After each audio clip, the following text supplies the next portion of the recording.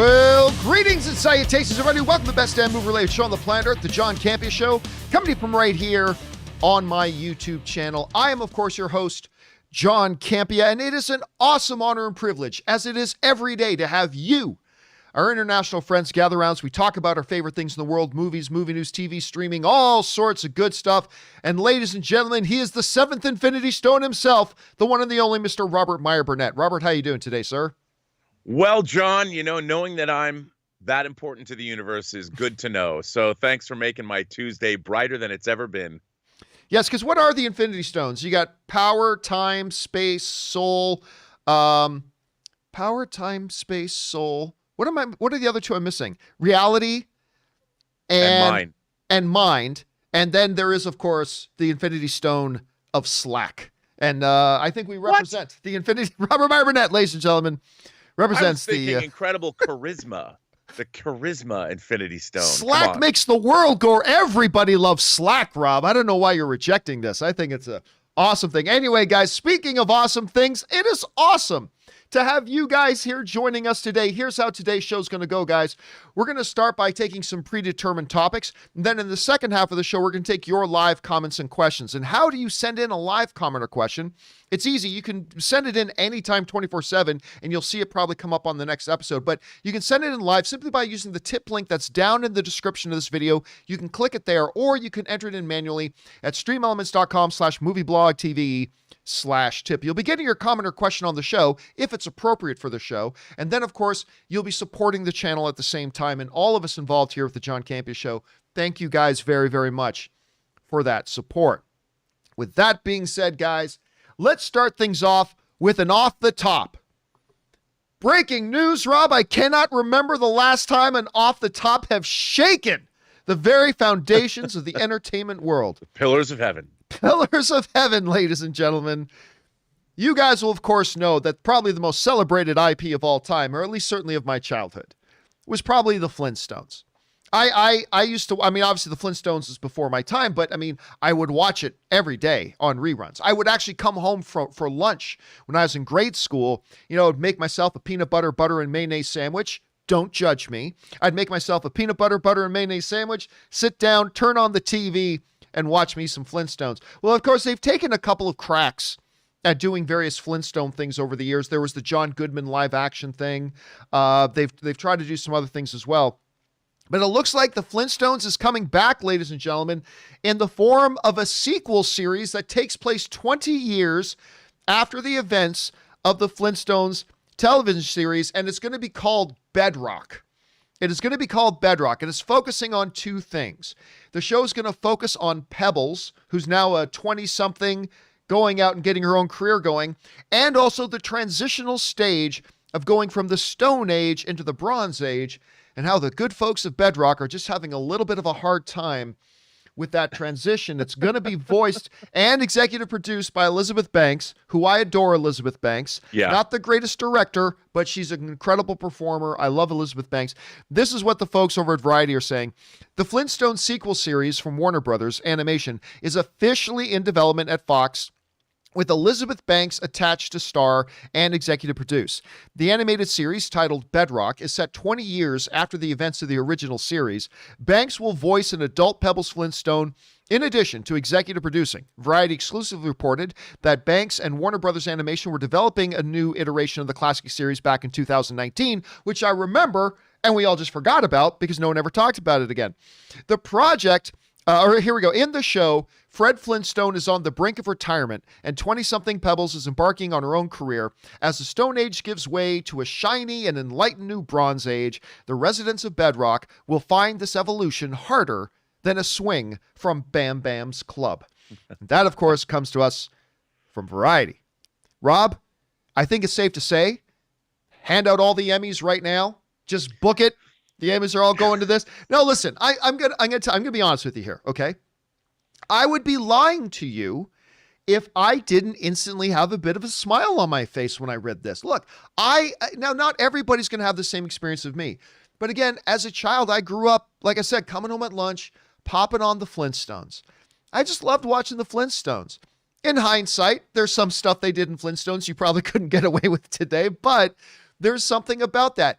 And every time they have tried something new with the Flintstones, I've always had some enthusiasm for it. Doesn't always work out very well. Maybe it hasn't worked out very well at all since the original series, but I'd be lying to you if I didn't tell you this is at least a little bit intriguing to me. Could it possibly be a complete train wreck? Absolutely. But this is a property that's a very special place in my childhood and in my heart. So, and I love Elizabeth Banks.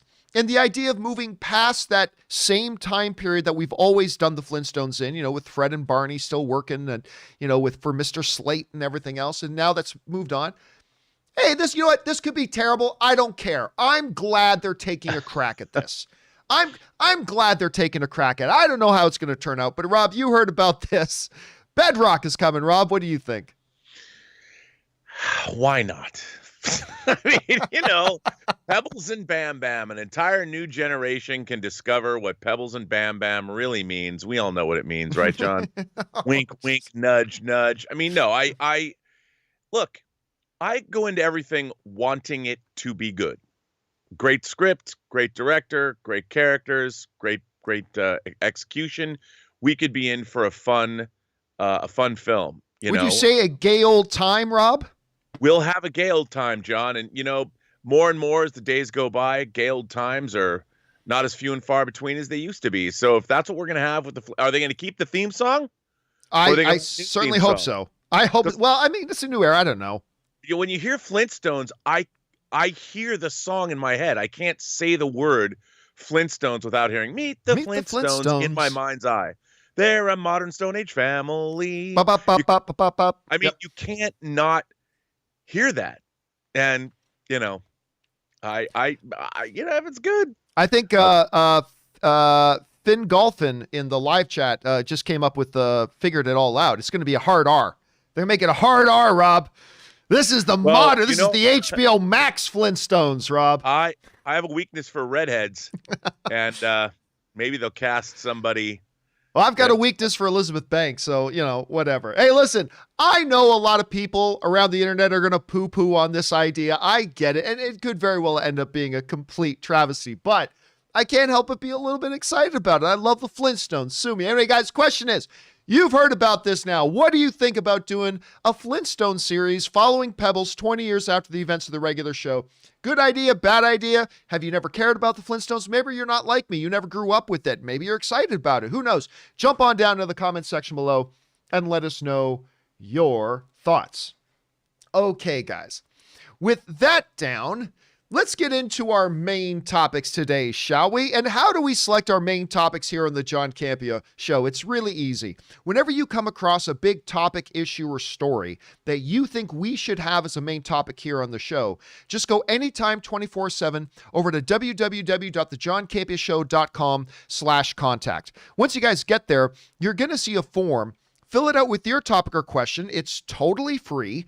Hit submit, and then maybe, just maybe, you might see your submission featured as a main topic here on the John Campea Show. With that down, let's get into main topic number 1, shall we?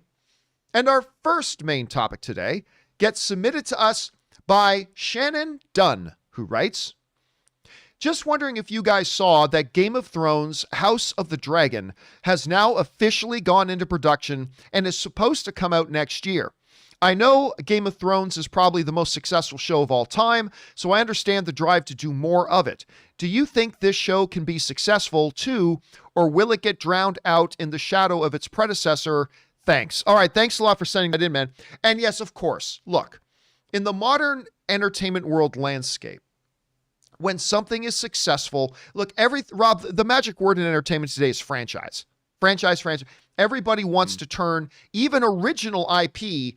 They make it with the hope that it can turn into franchise. Everybody's looking for the next franchise. And heaven help you if you actually come across a major hit like Game of Thrones was. Awards-wise, it's the most successful television series of all time. Certainly it kind of captivated and captured the entire pop culture world for years. That's all anybody ever talked about. And so certainly once it's done now, immediately there was talk of multiple spin-off series. One of those is The House of the Dragon, which is now no longer just theoretical. It's actually in production. This comes to us from the folks at Screen Rant, who writes, set to take place roughly 200 years before the events of Game of Thrones, House of the Dragon will show House Targaryen at the peak of its rule in Westeros. As the title indicates, there will also be plenty more dragons, with at least a dozen alive during this period of time in Westeros' history. Anyone worried that the show could be lacking in political intrigue, though, can rest easy. House Targaryen is full of factions and family squabbles, leading to their eventual downfall as a Targaryen civil war called the Dance of the Dragons. That, of course, comes to us from the folks over at Screen Rant. So this thing is now, Rob, I feel like it has been years, because they have been talking about Game of Thrones spinoffs, and they even had that one, I think, was it Michelle Williams that was going to lead the other one, or it was either Michelle Williams or somebody else. But anyway, was cast as lead in the other one. They shot the pilot, then they canceled the order. They moved forward with House of Dragon. And now, like, they've even got, check out this shot. I love this shot. They put up on their official Twitter, this looks like a sci-fi Star Trek council. And it looks like a Ken Adams set from a Bond film. Or a star chamber or something, right? But apparently this, in the age of COVID, is what a cast read looks like, with the cast all there going through the script and reading through the script. This thing, and now cameras are apparently rolling. I'll tell you what, Rob, I am not like one of these people who was like, yeah, hell or high water, give me anything Game of Thrones. Not at all. But the synopsis of The House of the Dragon sounds pretty damn good. The idea about focusing on the Targaryens, the civil war within there called the Dance of Dragons, all that kind of stuff. Listen, Game of Thrones stumbled on a formula, and a lot of people treat formula like it's a dirty word. Formula is great. You got a favorite drink at the bar? You can thank a formula for that. You know, you got a favorite particular mix, you can walk to bartender, tell them what you want. They know the formula, and you get it, and it's delicious, and you love it. They stumbled on a formula that we've seen many movies and TV shows since try to replicate. The idea of merging, fantasy with high intrigue, kind of what Dune was doing earlier in the day, Rob. Kind of what Dune was trying to do ahead of the curve. But this sounds exciting to me, and they're saying we're not going to have to wait, because I thought it wasn't going to come out till 2023, 2024, but they're saying this thing's going to start airing in 2022, so next year. We don't have terribly long to wait for this. I think this sounds really good, and I'm excited to see it. Rob, you hear about House of the Dragon going into going into production now. You read the story. How are you feeling about it right now? Well, for whatever reason, Elizabeth and I just started doing a rewatch of Game of Thrones, and we're in the middle of the third season now. And that show was just so damn good. And it was so well done and intricately plotted and beautifully written. But that was because they had George R.R. Martin's books to work off of. And this is something that, it's interesting because it's, in a way, it's similar to the Lord of the Rings series in that they referred to this age all the time in the Game of Thrones series. We didn't see it. And we've kind of get a feel for what happened, but we don't know who the characters are. There's no dialogue they can draw from. So I think a show like this really lives or dies based on the writing. And we'll see. I mean, I will be cautiously optimistic, as I am with everything. I want it to be great. But again, I think a kind of show like this requires very, very deft plotting and characterization. And that's what I'm looking for from this show. I have high hopes, John, but I don't. I know that the level of disappointment can be huge. So they have a tough act to follow. True. But we got to remember, too, this is HBO.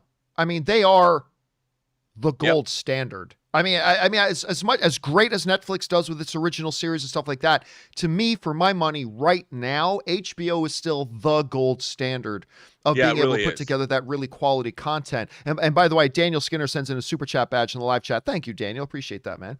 So, I mean, I've got a lot of faith, not to mention, I keep forgetting the guy's name, Chanik or something like that, who's basically a director of a lot of the key episodes of the original Game of Thrones series. He's going to be directing the pilot as well as a number of the episodes here. So they're going to have a little bit of a continuation there as well. So I've got high hopes. I'm going to maintain high hopes, mainly because it's HBO, but we'll see where this goes.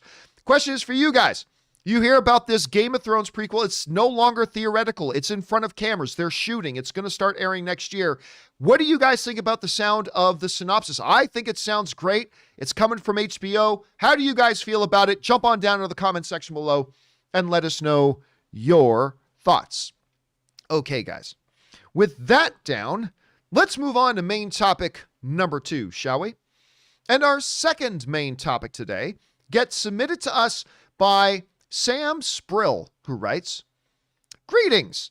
The Danish movie Another Round, fresh off of its Oscar win, will be getting the Hollywood treatment as an English remake with Leonardo DiCaprio to star in the movie after winning a bidding war for the rights. Thomas Wittenberg will stay on as executive producer but won't be writing or directing this version.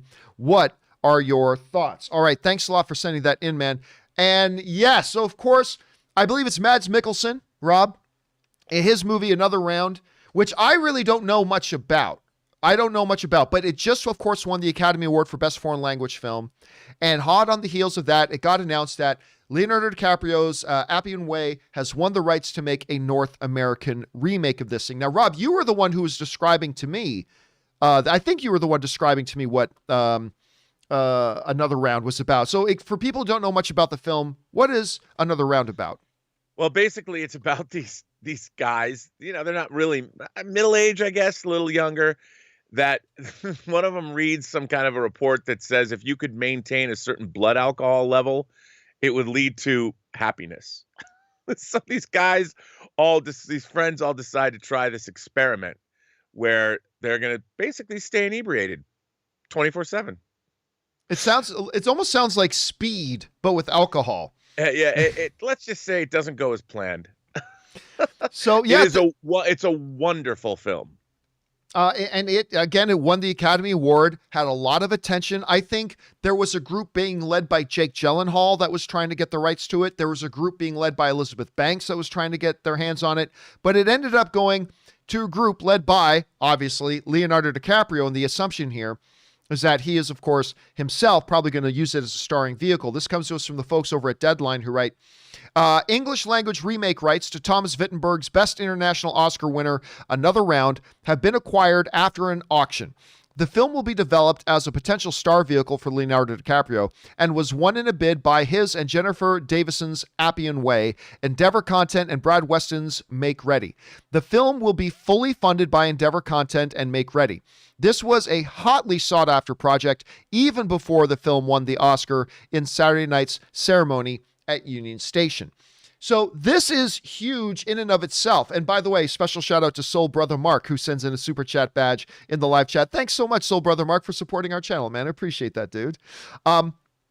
This is, number one, huge. Like when you can get, I love hearing stories, Rob, about whether it's something like Lights Out. Remember, the director made this film, made a short film, like a short 6-minute film on YouTube, got picked up by the studio, and he got to direct a full feature-length film out of it, and it was a lot of fun, by the way. Lights Out is a lot of fun. And then, or also hear stuff like this, where a guy like a Danish filmmaker makes this film and gets all of Hollywood's attention. Everybody wants to put up money for it and get this thing made. And I think it sounds great. Rob, there's two questions here.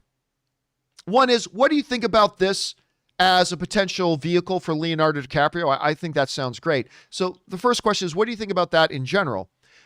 But it brings up a great conversation that you and I started to have yesterday off air, yes, actually, about even the whole notion of, Hollywood buying the rights to these foreign language films and making North American English versions of them.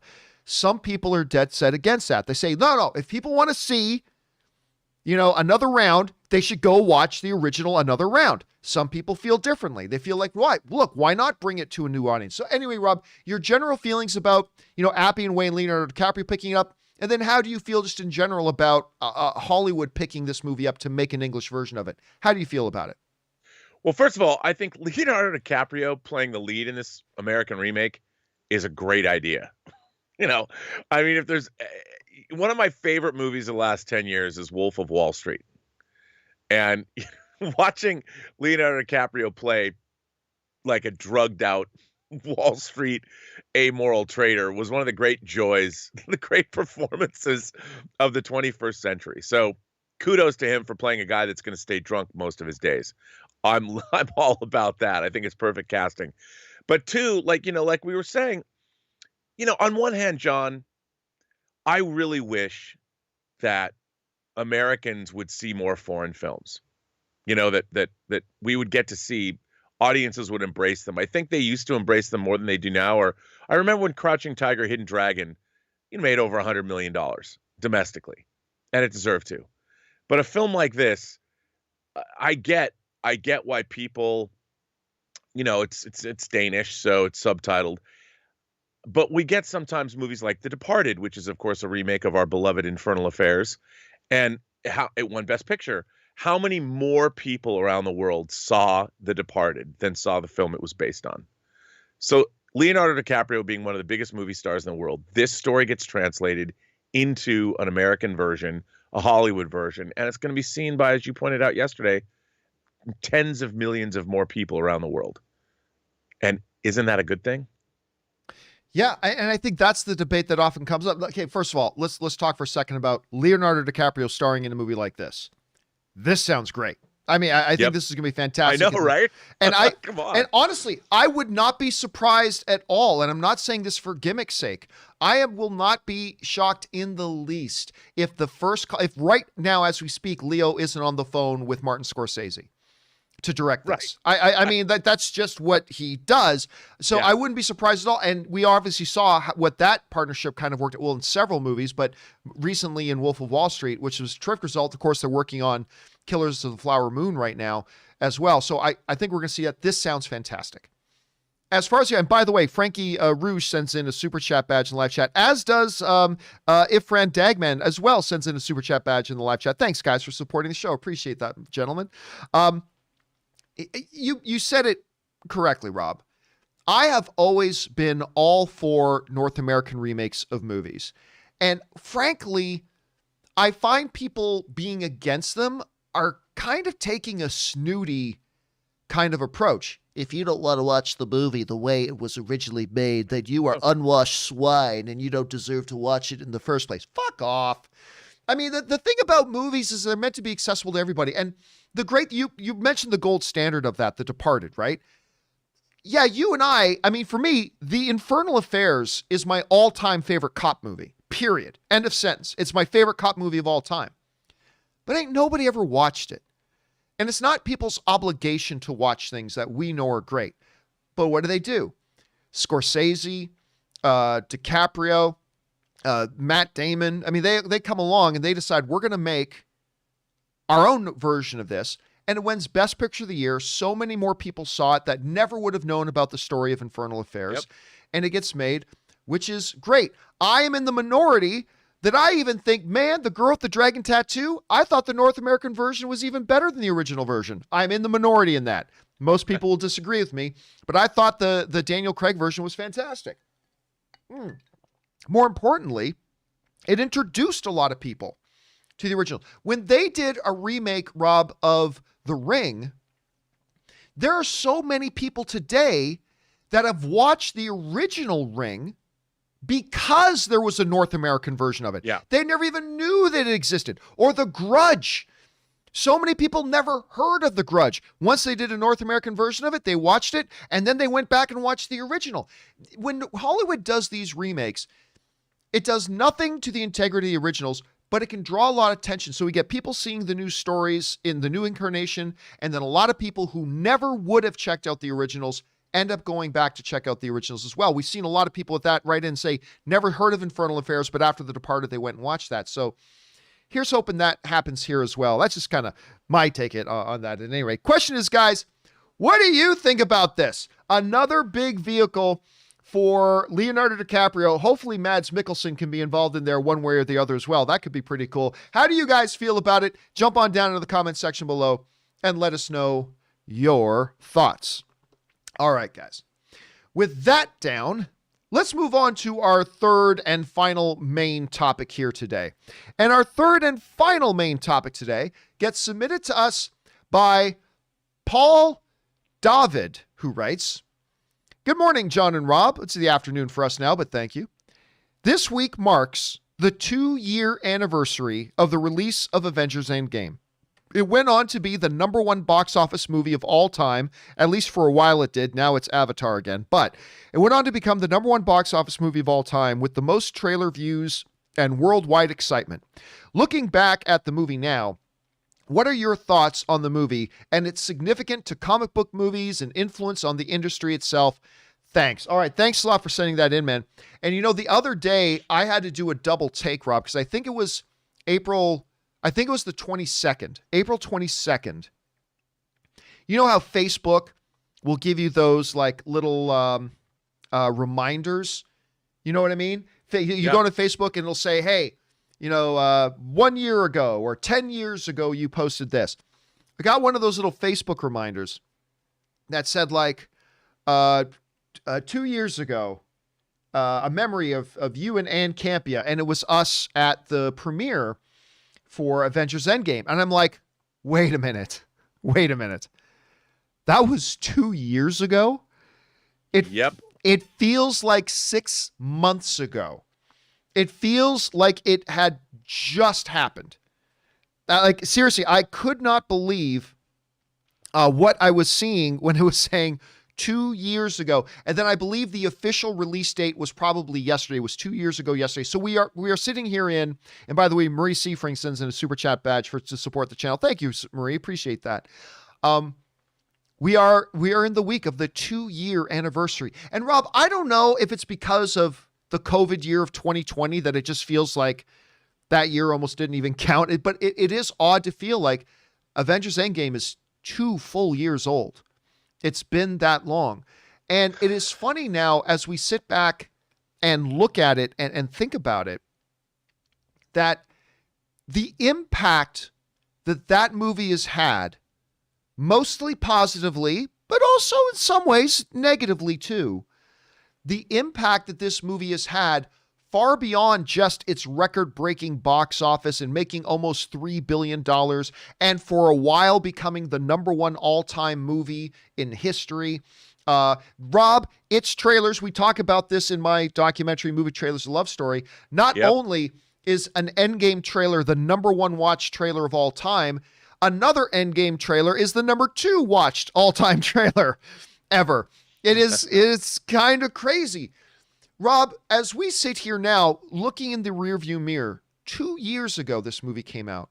As you look at the state of the genre, the comic book genre itself, spanning Marvel, DC, and whatever, and maybe as the industry, what do you see as being the most obvious footprints and thumbprints and impact that this record-shattering movie has made on the genre over the last couple of years?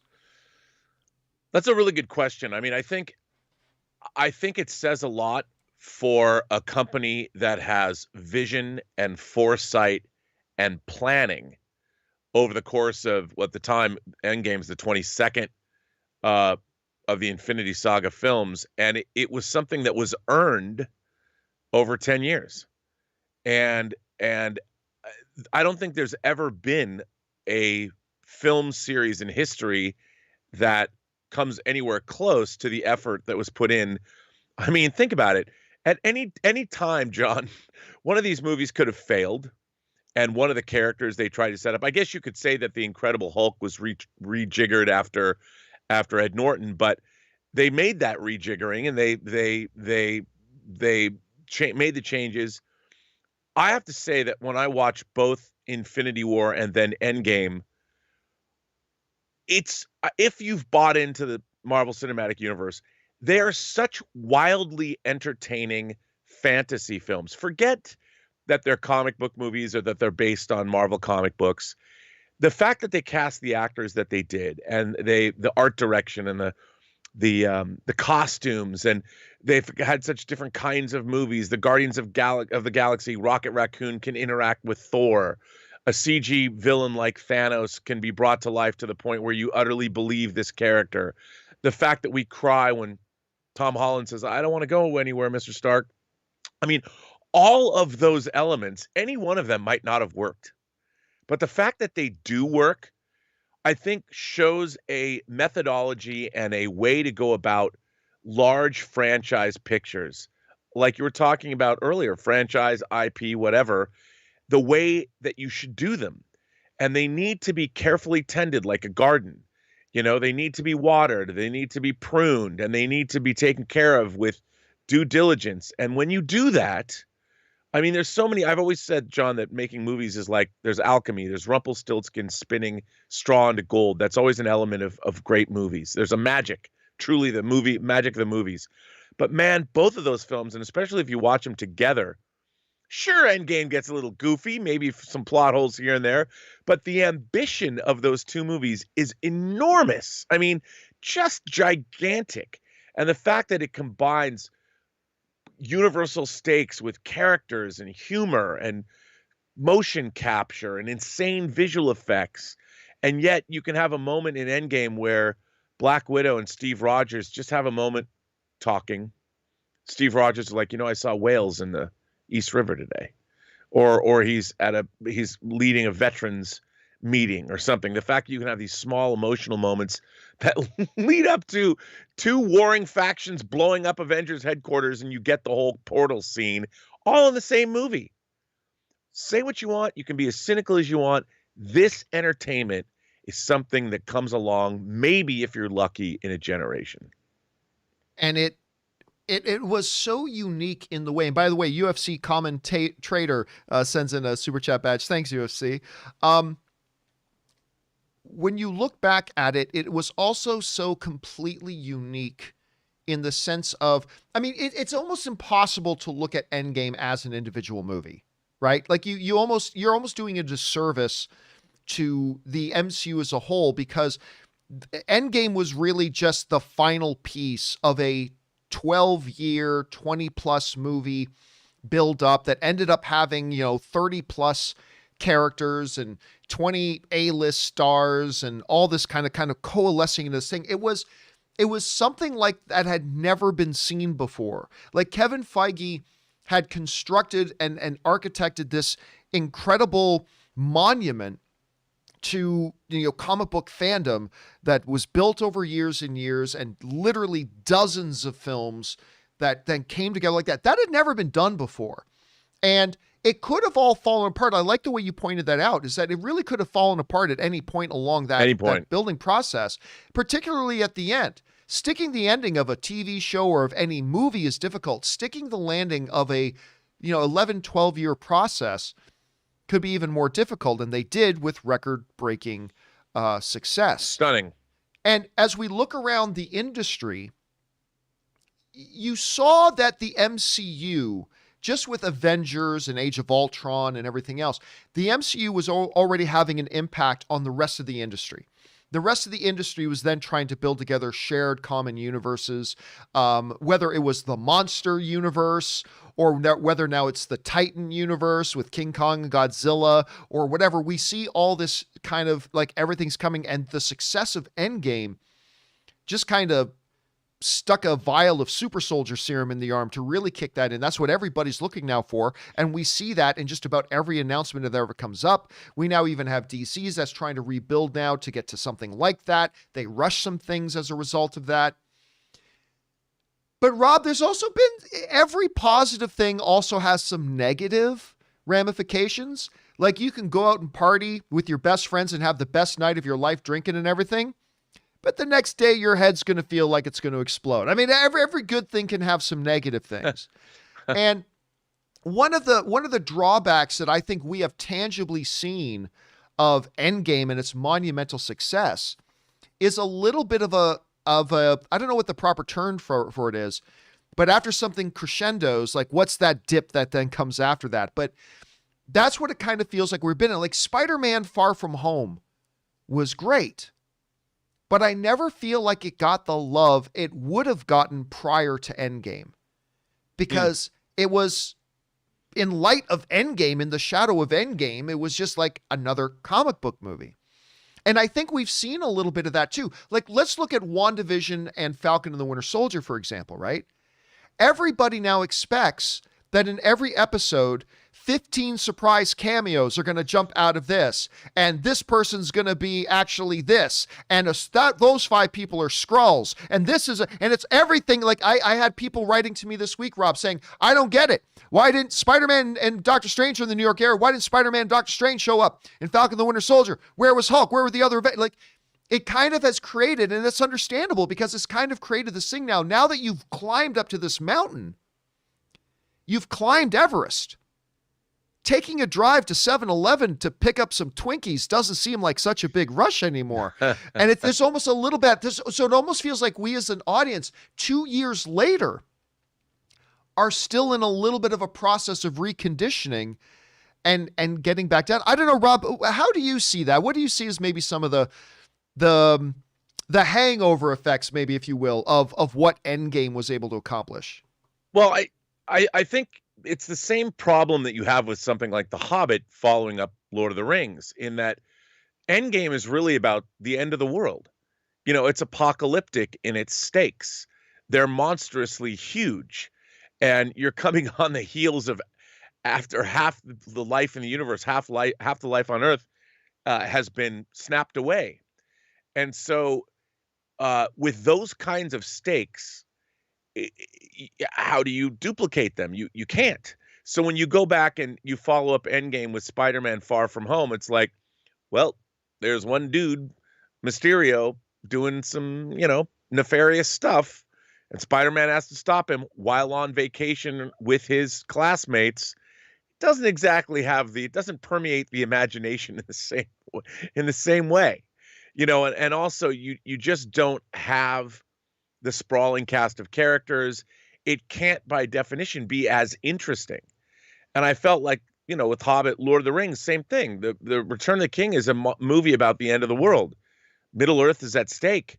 Sauron, these amazing armies are about to march on the world of men and the world of hobbits and take out everything, destroying the world, essentially. Whereas The Hobbit, not so much. Battle of Five Armies, So I think in the wake of that, it's really hard to gin up or get people as interested, simply because you don't have those stakes. But for me, as a comic book reader, I can find just as much value. Like, I'll read a comic book miniseries like Chris Claremont's original Wolverine miniseries, where he goes to Japan, and it's very personal. And I think the personal stakes in someone's life can feel apocalyptic. One of my favorite movies is The Verdict with Paul Newman, and he takes on so good, such a good movie, and it really is about an apocalypse in one man's life. This is the end of his world, and he has one chance to save himself from alcoholism. He's got one last chance to redeem himself. And it's those kinds of stakes, even though it's one person, where Spider-Man Far From Home kind of felt light and breezy. I didn't really feel like the threat. As much as I love Jake Gyllenhaal's Mysterio, I'm like, okay, what's he really going to do? it's like, and that was fine. I enjoyed that, but you have to kind of train yourself to expect that. And I think the Marvel Cinematic Universe built up to such a wallop. And by the way, remember, before you got to Endgame, you had Winter Soldier. Yeah. Which is an amazing movie. You had these other movies that also had large stakes. And I think in a way it's kind of hung over, like you pointed out. I think we're expecting every single one of these Marvel projects to deliver the kind of emotional roller coaster and the wallop with the payoff that Endgame has. And I think that's impossible to do. And so what we kind of have to do is retrain ourselves to see. To me, watching Falcon and Winter Soldier was like seeing a day in the life of these characters. Like when we saw the beginning of was it Civil War, when they go after Batroc is it Batroc when they're in? I think it's Winter Soldier. I think it's Winter Soldier. That Batroc on the ship, but I mean when they're in Lagos in the beginning. Is that Civil War? Yes. Yeah. So that, they go and they do these things, and there were stakes there, and there was multiple, and you saw Falcon, but before Falcon got on that mission, it felt like what we were seeing, you got much more of a day in his life. And what is it like when you're not on an Avengers, when you're only on Avengers things one day a week? Well, what about the other 6 days a week? And I kind of felt Falcon and Winter Soldier was like that. It gave us an insight into what is the daily life of Sam Wilson like, or Bucky Barnes now that he's back. I mean, he has to like eat. He's got to have friends. Has to eat. And they're not going to spend that kind of time in a movie like Endgame. So I felt like this is a way to deepen and accentuate the Marvel universe. And I think it's a good thing. We just have to remember what it is we're seeing. We're not seeing the end of the world here. And it kind of highlights to me, and by the way, special thanks to Sean's World and James Bonner, who sends in super chat badges there to support the channel. Thanks, guys.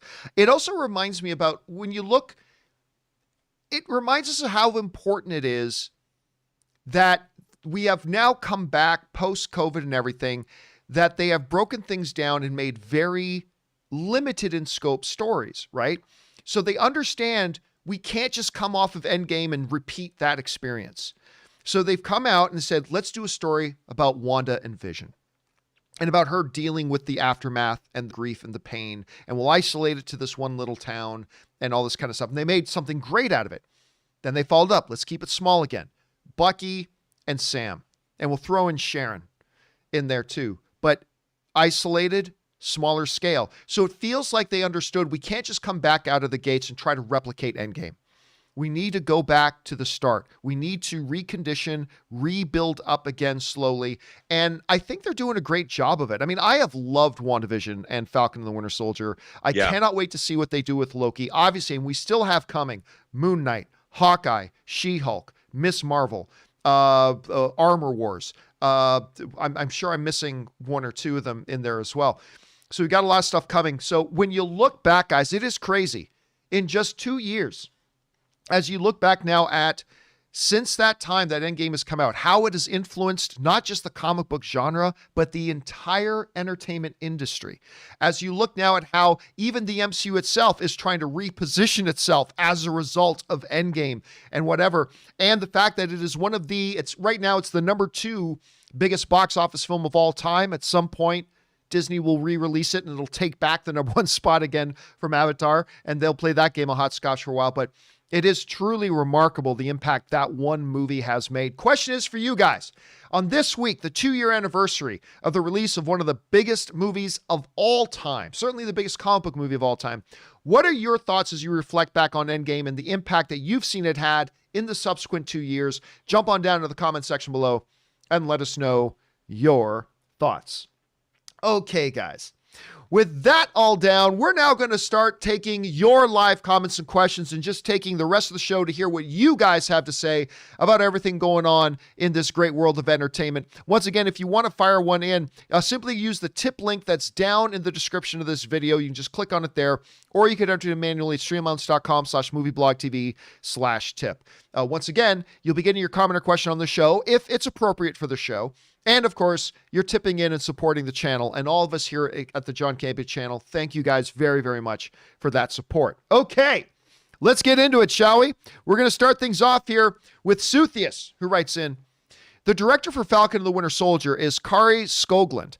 I'm not familiar with her name, but after some research, I can see why she was chosen. Vikings, Walking Dead, Handmaid's Tale, House of Cards. Mr. C and Feige are alike, choosing talent. And Rob, I remember when they first announced that Skogland was going to be directing this, you and I talked about this and we went over the resume and we're like, oh my God, look at this type of work this person has put out. And you could feel that in Falcon and the Winter Soldier as well. What did you feel about their job with the series as a whole? I mean, dude, I really enjoyed it. I mean, I know that some people thought some of the politics was muddled and all that, but I thought what they were going for was absolutely legit. I really enjoyed everything that was going on. I'm sure I heard that, they had to do some reshooting. This was their first series out of the gate. Yep. And they it was supposed to be. It was supposed to be. Yeah, it was supposed to be, but it was the first one that they did. And I think, for the most part, I've got to hand it to them because, look, it was wildly ambitious. And I would rather see wild ambition. I want to see somebody's reach. When, Casey Kasem used to say on American Top 40, keep your feet on the ground and keep reaching for the stars. I want to see people make that kind of reach rather than deliver something mediocre. And I think this did that. Had a lot of balls in the air. And I think for the most part, it was great. All right. Next up, we've got Dom who writes, I just have to give a call out for the show Shadow and Bone on Netflix. Ann and I are actually going to start watching that today. Yeah, I'm dying to see that. We're going to start watching that today. It's an amazing story so far. It's like a mix between steampunk and Harry Potter for me.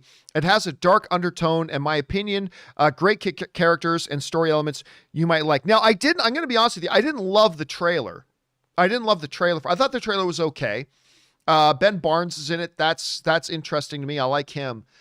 So we'll have to wait and see. But we were going to start watching it last night, but then we realized there was a new episode of The Nevers. I have to admit, even though the trailer didn't completely turn my crank, I've been enjoying The Nevers. So we just got through three episodes. I've been kind of liking that. But we're going to start on Shadow and Bone. Rob, have you started watching Shadow and Bone at all? Or are you looking forward to this? No, but I'm dying. I have not, but I'm dying to see it.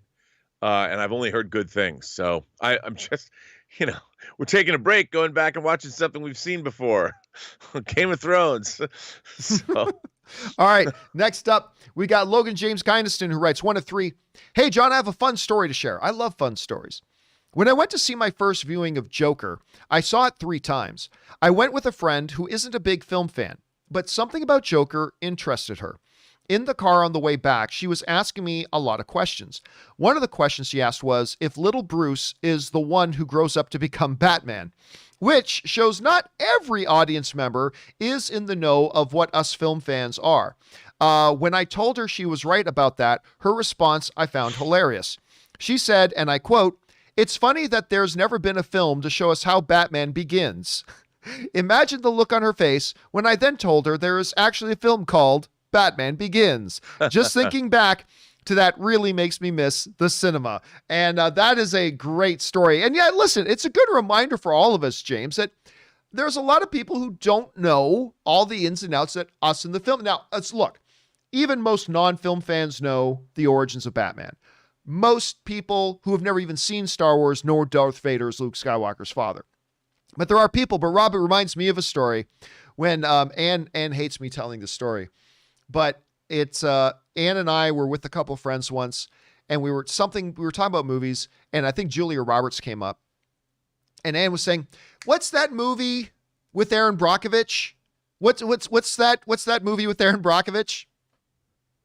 Aaron Julia Brockovich, Roberts, the Julia Roberts movie. What was that movie with Aaron Brockovich? I'm like, Aaron Brockovich. Aaron Brockovich. Yeah.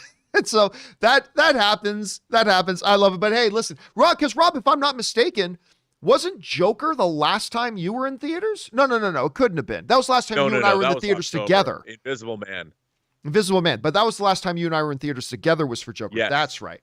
Okay, that's a good story. story. We saw Endgame together, John, on the Disney lot. Yes, we did. 2 years ago. 2 years ago this week, we saw it on it was April 23rd, Rob, that you and I went to go see 2 years ago We stopped for lunch at Mama's and Papa's Pizza, and then we carried on to the Disney lot and went and watched it there the day after the premiere. All right, thanks for sharing that story, Logan. Love it, man. All right, next up.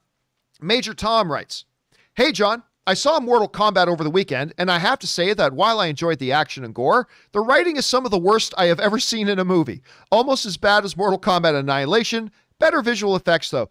Yeah, look, I can't... Look, you guys know I wanted to love Mortal Kombat. I love the trailer, and I definitely had fun with it. And I plan on seeing it again. Ann and I are probably going to go this week sometime. We're going to run over to the AMC there and go check it out again. But in so many ways, it is truly dreadful. I mean, it's awful writing, terrible editing, just so many, and everything that's good about it, any of us could have put in there. Like, yeah, let's have Jax use his mechanical arms, slap his hands, and blow up a guy's head. I mean, a lot of us could have come up with that. The key is building a really good movie around it, and they completely failed at that part. But hell, you know what? I'm not going into Mortal Kombat expecting Shakespeare, and I just wanted some good fun, and they gave me some good fun. I had fun. It is terrible, but I had fun. All right, Marie Seifring writes, let's see here. Best director, Chloe Zhao for Nomadland. I can't wait for the Eternals. Listen, Rob, you and I have been buzzing about that for a while now. That this idea of this most out there movie that Marvel has tried in a while, now being directed by the current reigning, defending, undisputed heavyweight director of the world, Chloe Zhao. It just adds that extra kick, and I know you're feeling the same way about it. Where's your expectation level right now for Dude, Eternals? It's huge because, obviously your background, I think, gives her a unique insight into this. Apparently, it takes place over thousands of years. It's a family saga. I think it's going to be different than anything because the characters are lesser known than I think. It'll be the least known Marvel property to come out, and it basically, in a way, is a blank slate that you're going to have to educate audiences about why they should care. And we were talking about yesterday that, well, why they should care is you now have a woman who didn't just win a Best Directing Oscar, but won an Oscar for producing the best picture she directed. So she's now a double threat. She's a producer and she's a director, both Academy Award winners. And so I believe she was nominated as a writer for Best Screenplay, if I'm not mistaken. I could be wrong about that, but I think her screenplay might have been nominated too.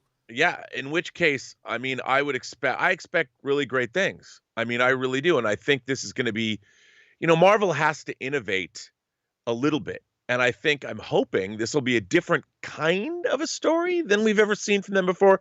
Obviously, Shang-Chi is something I'm very excited about as well. Then we're going to get the Eternals. So to me, I'm like, a lot of people aren't excited.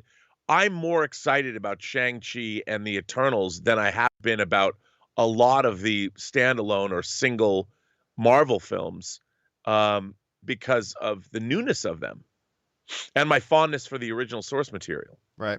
All right. Next up, we got Lord Genome writes, who would win? 30 apartment goons versus one karate cop. After watching Mortal Kombat, I remembered that Joe Taslim's other action hit is The Rad or The Raid, which you have also recommended on this show. Saw unrated version and wow, great example of how less is more. From the gunfights to the martial arts, violence in The Raid is grounded and visceral, and every aspect of the film builds the tension. As a moderate fan of Mortal Kombat, I had fun with the new movie, but at this point, that way over-the-top gore, it's just funny. The scene in Raid is particularly good. The score in Raid, I should say, is particularly good and actually reminded me of Mortal Kombat a few times. Very gritty and ominous. Expected more from Joe Taslim, but the movie's main badasses were awesome and Joe's character had great moments too. Overall, highly recommended. Rob, I know you, for one, are a deep appreciator of the Raid films, both 1 and 2. And, but this is a great example. This is the thing. You see, I am tired of hearing the excuse and of giving the excuse, because I do it too. I give this excuse all the time of when a movie gives us a subpar effort and we make the excuse, and I do it all the time, of, oh, well, it's not meant to be an Oscar-winning film. It's not meant to be Shakespeare. But then you look at a movie like The Raid. The Raid was gripping. Yeah. The Raid was, yes, it had all the pros of all of the surface stuff. Incredible, intense action, score put with it. But around all that, there was a visceralness to it. You were engaged in what the narrative was and what was going on, which only heightened the action. The Raid is a great example of, we're going to make this bonkers, crazy action film, but we're going to make a good film while we do it. Whereas, like, this recent Mortal Kombat, it's like, we're going to make a fun action film. Who the hell cares if we make it a good movie or not? And that's the difference. Whereas here we are. How many years ago did The Raid come out, Rob? I can't even remember now. God, it's got to be 10 or 15? 10 to 15 years, probably. Because it came out before I came to LA. Like, we're still talking about The Raid 10 years later. They're not going to be talking about this Mortal Kombat year. Actually, it was 2011, so it's 10 years ago. Yeah, it was 10 years ago. We're not going to be talking about this Mortal Kombat movie 10 days from now, let alone 10 years from now. I don't know. You look at that. What do you see as the similarities, but the big differences between something like a Mortal Kombat and The Raid? Well, there's so many different variables, but it depends how you approach the movie. I'm always talking about verisimilitude, the reality of the frame. And I think the Mortal Kombat series carries with it a baked in unreality. It's got fantastical elements. It's got so it's inherently not as grounded as the material in The Raid is, where The Raid is set in the real world. It's about a raid on a drug building, a bunch of drug dealers that have taken over a building, and it's shot very immediate and it's very, very, very realistic. Whereas Mortal Kombat is a fantasy movie. It's got magic. It's got so it the approach to it's very, very different. And when you're making a fantasy film, you have, I think, a little bit more leeway to get away with things in terms of making them fun or more palatable to an audience, like watching wizards fight. It's like, okay, what do wizards fighting look like? We don't know what that looks like. So you can go a little broader with it, but in my mind, it's an approach issue. Whereas The Raid is set in the real world, so you can get in the back of a truck with men that are dressed in tactical gear and shoot a bunch of coverage, and it feels more real. It feels more immediate because you don't have to make audiences believe in the magic and believe in the. So it's almost harder to do Mortal Kombat than it is to do The Raid, except when it comes to the fighting in The Raid is so real because there's not all these quick cuts. It's not manufactured fighting. It's dudes who really, really know their shit. So you can have these long takes where there's no cutting and you're like, oh my God, these dudes are really killing each other. Somebody will get thrown over a balcony. It's like, how do they do that without somebody dying? Whereas in Mortal Kombat, it's kind of goofy. It's movie magic. Right. All right. Let's move on here. Next up, Rigo writes, welcome to the UFC gym, John. Hopefully you decide to work out in the mornings, and I hope to run into you one of these days. If you do, it's crazy. I put up on social media the other day that one of the great things about moving back to the Riverside area is that I used to train at the UFC center out here, and now moving back out here, I get to go there again. And I started going back yesterday. And because it's opened back up again. And it was just a thank you. I had like 4 or 5 people come up to me in the gym, say they watched the show. So thank you to everybody who did that. And thank you, Rigo, for sending that in, man. I appreciate that. All right, next up. Wakandan Forever writes, 1 of 2. Hey, John, I know you didn't watch the Oscars. I actually, yesterday, I watched a little bit of the replay of it, but we'll talk about that another time. I know you didn't watch the Oscars, but let me say this. Obviously, nobody wanted Chadwick Boseman, King T'Challa, to win more than me. But it's all subjective, right? And they made their choice. I won't be that guy. So, Sir Anthony Hopkins, congrats. In memoriam tribute was well done. Queen Mother Angela Bassett's speech and the Stevie Wonder song. He was my mother's favorite singer. She passed when I was a young child, so that music and remembering Chadwick Boseman, King T'Challa, was a fitting tribute. And then Wakanda ends off with, everybody have a good week, be nice, be kind, and I love you all, Wakanda forever. Well, thanks a lot for saying that in, man. And yeah, look, I ended up watching the Oscars, I fast forwarded through a bunch and I watched a bunch of the Oscars yesterday. Of course, I had very, very little interest in the Oscars this year. I've said for a while that I didn't think they should do an Oscars this year. Now, I gave several reasons why I didn't think they should even do an Oscars this year. One of which was because it's a bit of an asterisk year. Like, you're not going to get all the contenders that would have been in that year. So it's not a true representation of the field that it would have been. Not that there weren't. See, here's the thing, Rob. I started getting sick of this. So I just started avoiding these questions. People write in, so you're saying that there's not good movies that came out this year? It's like, no, I'm not saying that. There were fabulous movies that came out this year. Absolutely. Sound of Metal, Minari, Nomadland, on and on and on. There were fantastic movies. But what I said was, it's not an actual representation of what that year was going to be. And a lot of the stuff was missing that would have been there. And it's unfair to the people who win because there's always going to be a little bit of an asterisk associated with it. But I also said one of the big reasons I think they should delay the show this year is because you can't actually do a proper Oscar show this year. And if you're not going to be able to if you can't do a proper Oscars presentation, then just don't do it. And some people, Rob, you and I were talking about this before the show started. Some people have this attitude of, well, it's better to put out something than nothing. And that is why so many people fail. No, it's not. It is not better to put out something than nothing.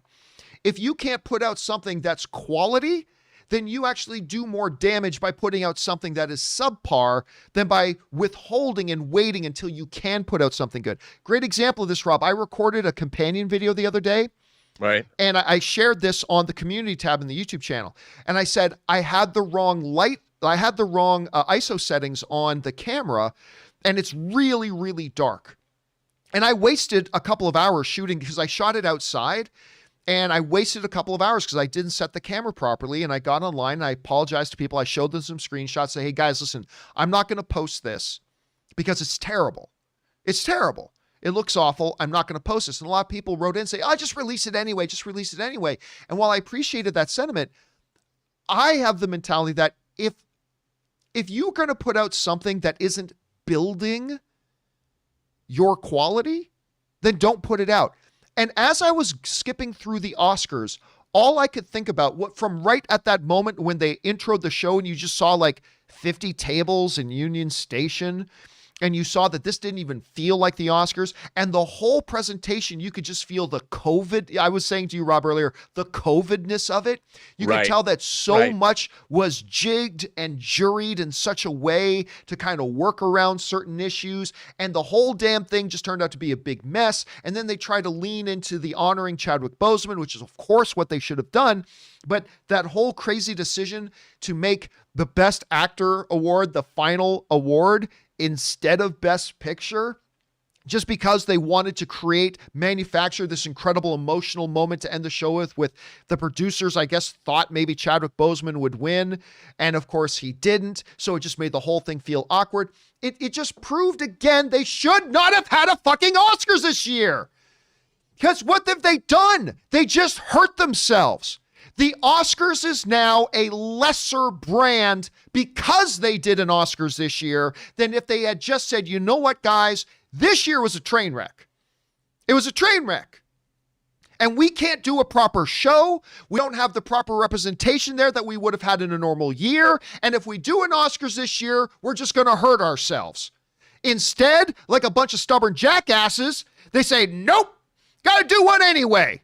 F everything. And they did a show, and what happened, Rob? Their viewership dropped by 58%, more than half, and the people who did watch it are laughing at them because it was a ridiculous thing. And then, Rob, you pointed out a really, really good point to me about this whole thing, too, is that a lot of the films that had to get moved out of 2020 were, some of the smaller ones had to get moved, but a lot were the bigger films, right? But every year, Rob, at the Oscars, a lot of those bigger films get represented in different categories. In recent years, we've even seen Best Picture get like Black Panther nominated for Best Picture and other stuff like that. Big awards things. So a lot of people would have viable interest in the Oscars, even if it wasn't for the main award. Nomadland probably would have won Best Picture anyway, because it's awesome. But, so you combine that with the fact that you didn't have any movies represented because all of the popular films, not that they should ever fucking do a best popular category, but all of the popular films had been moved out of the year. So there wasn't even that to attract people's interest or to diversify out the contention field. They should have canceled the damn thing. I've been saying this for 6 months, and I think I was just proved right. I don't know. Rob, you did watch the Oscars. What was your overall impression of it?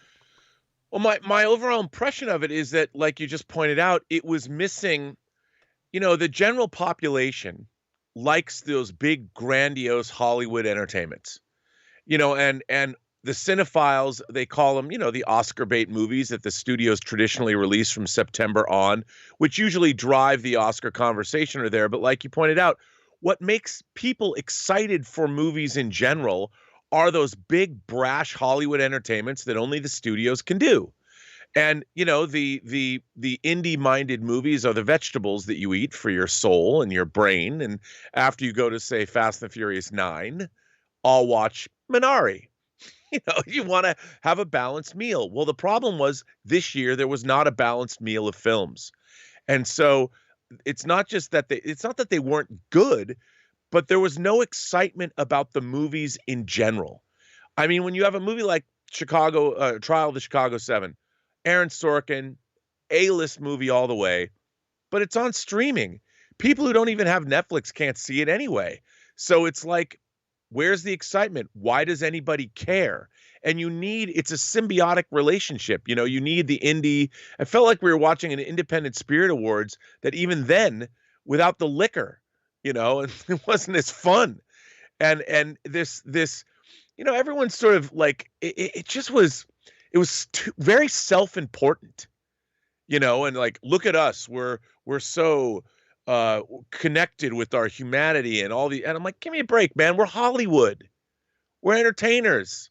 There's no business like show business. Well, apparently this year it's all, let us tell you what you need to think, and all let's tell you what's important. I'm like, what's important is I want to see movies that I'm entertained by.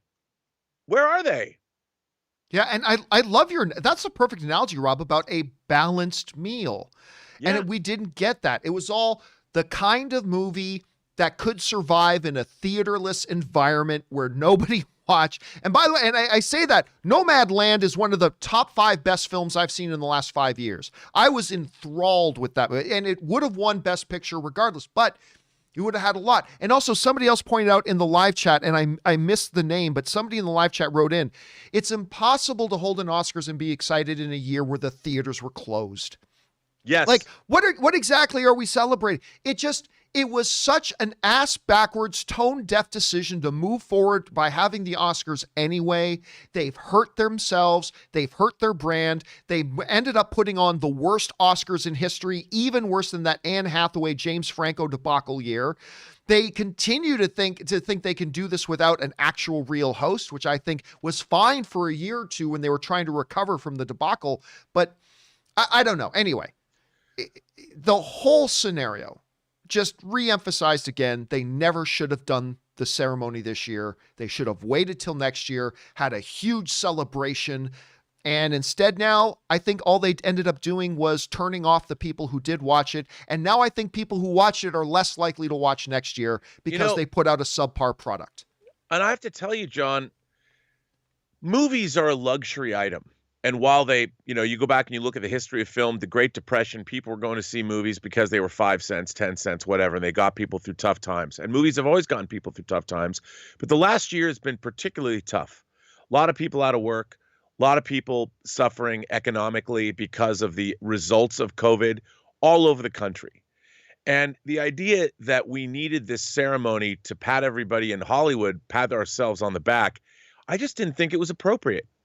And I think, like you said, why not have postponed the Oscars into 2022, combined the films from 20 and 21 together, so it'd be a 2-year field instead of a single-year field, and that would have been the blip. But give people a chance, not just for movie theaters to come back, but for the economy to come back. Give people another year to get out. We have a lot of Americans that are being vaccinated, but we're still not out of the woods yet.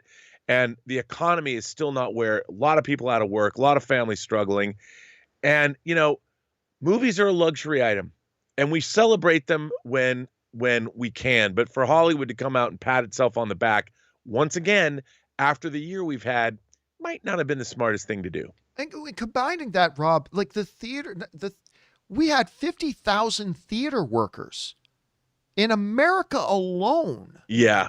Lost their jobs in 2020. We're going to celebrate that year. So, I mean, that's just one. There have been 5 or 6 different points of contention that says any one of the 5, all of them together, they definitely should not have done it this year. They should have put it off. It was tone deaf. It was myopic. It was just, anyway, it was such a disaster. And now they've just hurt the brand of the Oscars overall. Anyway, sorry guys. I've harped on this long enough. It is time to move on with the questions. Anyway, thanks for saying that in Wakanda. Okay, next up. Glenn Tracy writes, I hope this doesn't happen because I love the idea of Sharon Carter turning to the dark side, but they could flip everything upside down and have her as a renegade Skrull. No. Setting up Secret Invasion, she did recover from that gunshot very quickly. No, remember, the hearing where she got pardoned was much, much later. Rob, this is another example of the Endgame thing. Everybody is now expecting everybody to be a Skrull. Oh, that person's a Skrull. Everybody's a Skrull. Everybody's a Skrull. No, they're not. There was a direct tie-in with Monica Rambeau in the last one where somebody, a nondescript character ended up being a Skrull just to say, hey, we got a message for you. Rob, I'll tell you what, not only doesn't make no sense for Sharon to be a Skrull. I said this in the spoiler discussion. It would be the most idiotic, dumb thing for Marvel to make Sharon a Skrull. Here's why. Sharon's story arc is now one of the most fascinating ones to me in the MCU. Like, she is one of the few characters.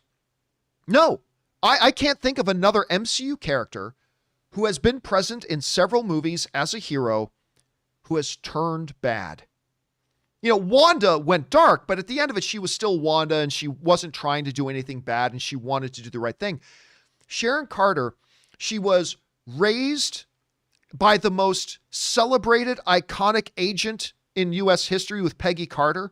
In her shadow and under her tutelage, she served under Nick Fury. She helped Captain America, even when it meant breaking the rules because she knew what she was doing was right. And at the end of the day, she got betrayed by her country. And Rob, we've talked about this before. Some of the best supervillains, when you hear their backstory, it comes from a place of betrayal. They felt betrayed by a loved one, by a family, by a team, or by their country or their government, and they turn bad. Only we don't usually get to see it play out. We actually saw it play out. Sharon Carter got betrayed by her country, and she said, F this. I did everything the right way. I was the good guy, and look where it got me. I'm on the run. I lost my family. So you know what? I'm going to take. And she became the power broker. It is one of the most interesting character evolutions to me that we're seeing in the MCU happen before our eyes. And I think this has nothing to do with Secret Invasion. Rob, to me, this is clearly, I believe, at any rate, a setup for Armor Wars. When you hear the synopsis of Armor Wars, what happens when all this great technology and weaponry falls into the wrong hands? What did we see in the Falcon and Winter Soldier end credit scene? I'm going to be able to get my hands on all the technology and weaponry. I think this is clearly a setup for Armor Wars. So, yeah, I don't think she's a Skrull at all, and I think it would be the dumbest thing in the world, because if they suddenly said she's a Skrull, it wipes out that most interesting character story I think they've got going in the MCU right now. I don't know, Rob. What do you think? What are the chances you think that Sharon's a Skrull? Because anything is possible with Kevin Feige. What do you think the chances are she's a Skrull, and what do you think about her storyline right now? Oh, I think that you just described exactly what they're doing with Sharon Carter, but the Sharon Carter we saw at the latter half of Falcon and Winter Soldier is not Sharon Carter. You think she's a Skrull? She just shows up in the United States. You know, like, it was very interesting the way she just appeared. Like, she's like, I can't go back. I think Sharon Carter is still absolutely. But remember, Falcon said he reached out to her for backup. And so she came. She didn't just show up there out of nowhere. Like, Sam called her. And so, being the power broker, she was able to sneak into the country. Oh, I know. I just think that, look, they do have Armor Wars going, but I kind of love the Secret Invasion storyline, because you find out a lot of characters. I mean, it really depends which one's coming first. But I do think that there's something fishy there. And when she says she has access to everything, I think they might play in that Secret Wars or Secret Invasion and Armor Wars have a connection. And the Secret Invasion storyline, I mean, I think that the fact that Sharon Carter has now been dropped into that, I think she very possibly could be a Skrull. But we shall see. I think it's impossible. We'll find out. Crazier things have happened. All right, let's move on here.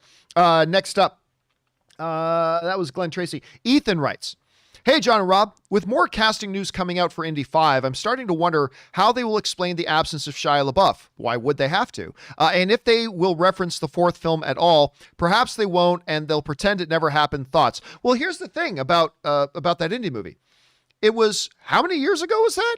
That's got to be like 10 years old or more. I think more than that, yeah. I can't even remember when the release date of Indiana Jones King with Crystal Skull was. They did Temple of Doom, and they never referenced Raiders of the Lost Ark. I mean, that's because it took place before. It takes place before. It's a prequel, I understand. But I mean, it was events that happened 10 years ago, so I don't see why they would even need to reference it. As far as Shia LaBeouf goes, like, look, you guys watch the John Campea Show every day or a couple days a week, whatever. 2008, by the way. 2008, so 13 years ago. So nobody ever asks, John, how do you explain your mom not being there? Well, I don't need to explain my mom not being Right. here. Like, not everybody in my life needs to be here on the show. So literally, I think it's a matter of the movie starts. They say, what was the name of his stupid kid? What was the name of Shia LaBeouf's character again? Spanky, Sparky, Bucky, Hippie, Nitwit. It was Mutt. Mutt. That's what I knew it was something stupid like that. Mutt. And by the way, Marcus Y and Bucky and AA Ron or James Walsh are saying Mutt. Like, all I gotta say is like, yeah, Mutt lives in New York City now. He's got a job in career. That's it. You don't have to explain his not being there. I don't know, Rob. Do you think they need to basically spend part of this movie apologizing for Indiana Jones and the Kingdom of the Crystal Skull? No, because I mean, think about your own life. You have a ton of friends. Sometimes you don't speak to your friends for 3, 4, 5, 6 months, maybe even a year. They're still your friends, and like, you don't have to, if somebody was doing a story of your life, you're only, when you watch a story, you're only seeing a couple days or moments out of some character's life. Who's to say that before the story started, they had Thanksgiving dinner, and you saw Mutt a week ago, and now you're off on a new adventure. Why would he necessarily have to be a part of it? You know what? All you got to do is have, the opening scene, Indy sitting in a coffee shop, looking at a newspaper headline that says, "Man with idiot's name dies tragically in a monkey swinging accident." There you go. You never have to talk about it again. All right. Next up. That was Ethan. Saeed writes, "Hey, John, now should Falcon and the Winter Soldier be a movie? I have sent you questions several times and never wrote you. I'm a fan of the show and always get enlightened by your thoughts. I usually listen to you while working from home." See, obviously they've announced a Captain America 4. So we're going to get that. And they submitted Falcon and the Winter Soldier not in the category of limited series, but they submitted it in the category of drama, which at least implies that they're going to do another season of that. So I think we're going to see Sam in his own movie in 4, but then we're going to get Sam and Bucky together again, probably in thing. That's my guess at any rate. Don't know for sure, but that's my guess. All right, next up. Ryan Lohner writes, "Without any spoilers, I'll just say the very last shot for All Mankind Season 2 had me shouting, 'Give me the next season right now.' Rob, loved Season 1 of For All Mankind. I still haven't started watching Season 2. I don't know why I haven't, but I have. Have you watched it already? Are you caught up?" Dude, that last episode, a lot of people thought Season 2 is a slow burn. A lot of character development the whole time. The last 2 episodes of Season 2 of For All Mankind, I tweeted this out. I said, Season 2 stuck the landing the way Jesse Owens won the 1938 or 1936 German Munich Berlin Olympics. It crossed the finish line that strong. The last episode, the 10th episode for All Mankind Season 2, was one of the best hours of television I have ever seen. Wow. Ever. Okay, way to get me hyped. All right, I got to get around and watch that thing pretty damn quick. It's a slow burn to get there, though. All right, I'll keep. Well, so Season 1 was very much a slow burn in many ways too, so that's fine. All right, next up, we've got Power is Power writes, "Bucky apologizes to Sam for not understanding. Sam says thanks, then opens the case. Bucky, this is a Captain America uniform. Bucky, what? Nah, but now that you mention it, a shield sure would go great with that. Maybe a red, white, and blue one. Yeah, because if you think about it, when Bucky put in the order with Io for that suit, Sam had not yet embraced what Bucky wanted him to embrace of becoming Cap again. So he's got to be, you're right about that, Power's Power. Bucky was being a little bit presumptuous in getting that sent to. You are absolutely right about that. I didn't even think about that before, but it's a good observation.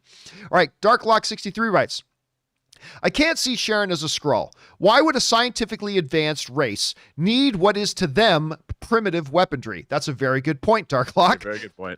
If anything, Skrulls will infiltrate positions of power and influence, not arms dealing. I agree with your idea of this leading to armor wars. Yeah, again, it's not tremendously insightful of me. It's just that when you read the synopsis of Armor Wars, with Stark Tech and all this kind of stuff, what happens when this type of technology and weaponry falls into the wrong hands? And then we literally see Sharon at the end going, "Well, we don't have super soldiers, but I'm going to have access to all kinds of technology and weapons, line up the buyers." It's like, True. But I mean, again, we don't know that. We don't know. I'm just kind of, hypothesizing here, but it seems to where they're going, but we'll find out. All right. Wes Maurer writes, no question. Just wanted to say how excited I am for the show today. Felt lost these last few days with that. Of course, this was sent in yesterday because we hadn't had a show in a few days. Anyway, Wes, and you tipped in like $25. Wes, thank you so much for supporting the channel, man. I appreciate that. And we're glad to be back, and we're glad to have you with us, man. Thanks for sending that in, dude. All right, next up, Ryan Lohner writes, so many people are wondering what the Oscar people were thinking with that final award to Anthony Hopkins. Well, we're all talking about the Oscars, aren't we? Well, I mean, yeah, Rob, at best, it was a gamble. But here's the problem. The idea of putting the best actor category last, hoping to parlay that into some big emotional moment with Chadwick's widow giving a speech, an acceptance speech, and ending on that. Here's why it was you're effed if you do and effed if you don't. Option number one, you'll end up looking like fools when Chadwick Boseman doesn't win. And you know what? When you look at that, Riz Ahmed, Gary Oldman,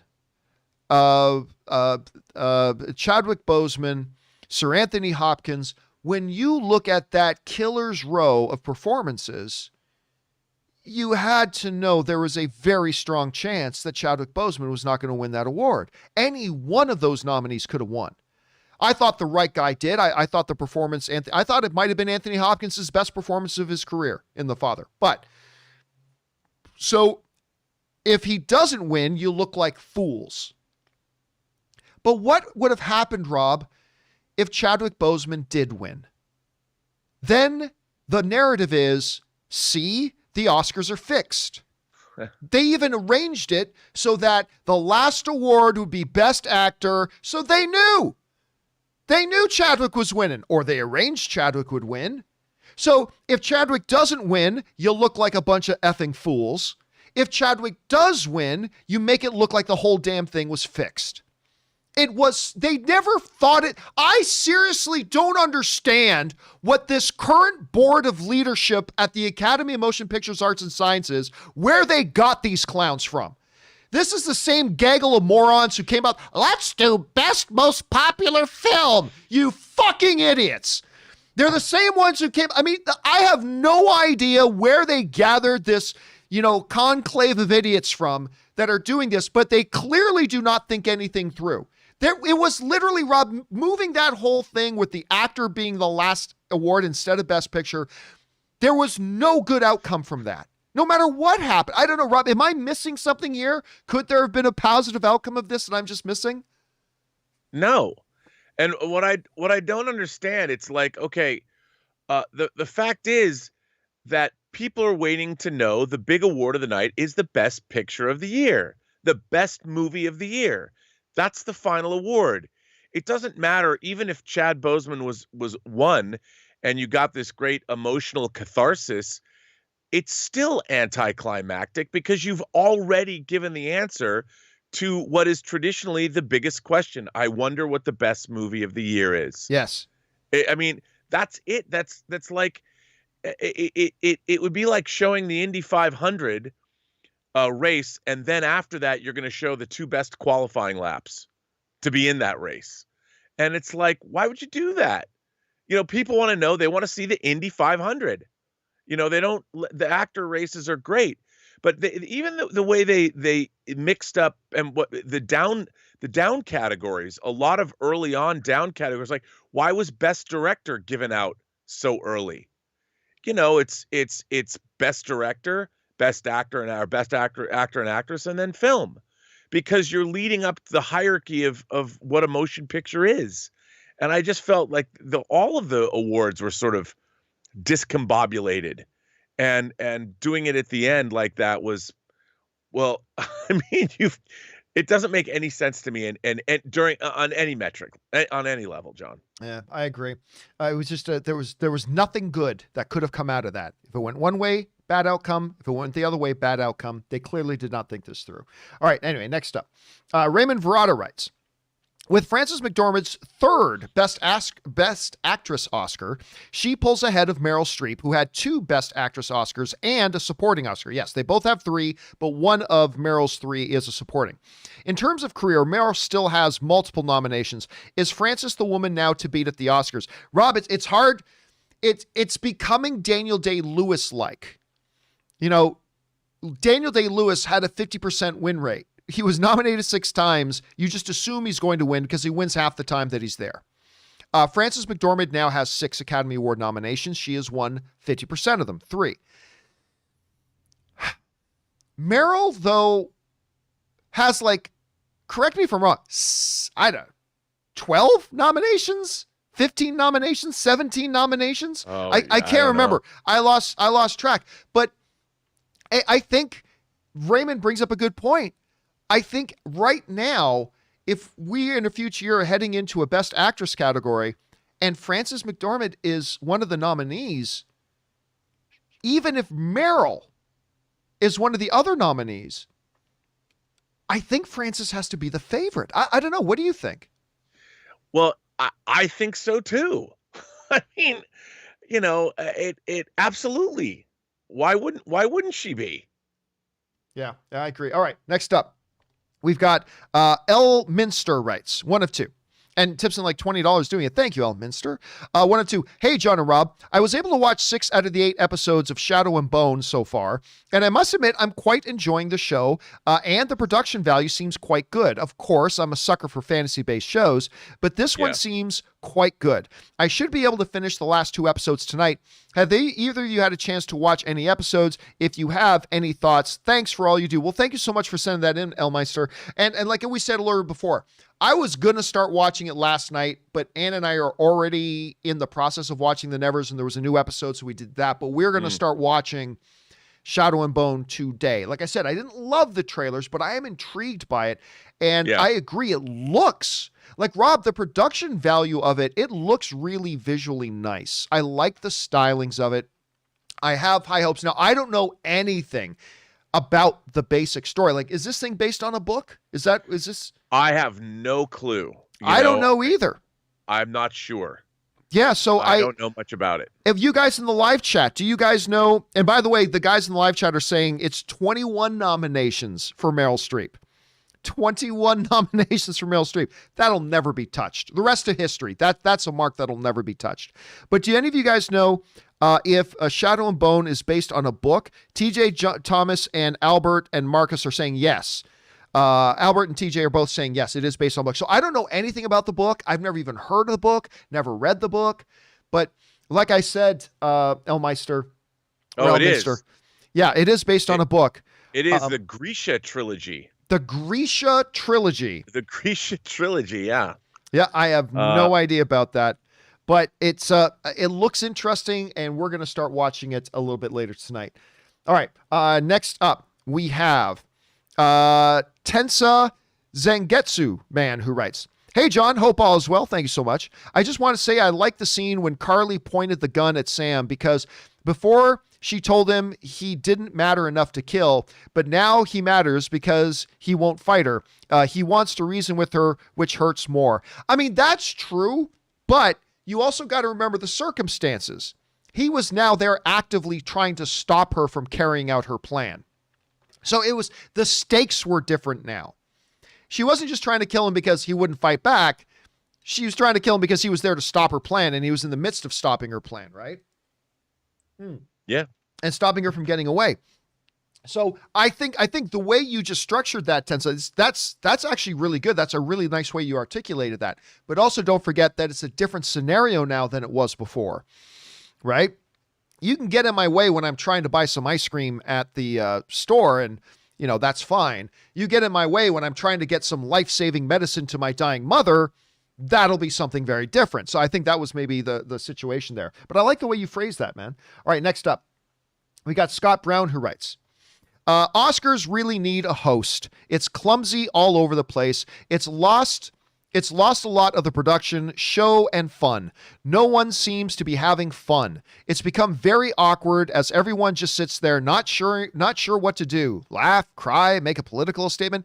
And I completely agree. Rob, you and I were talking about this off camera before, that I got it when they first tried because of the catastrophe they were coming off of, and they decided to go without a host.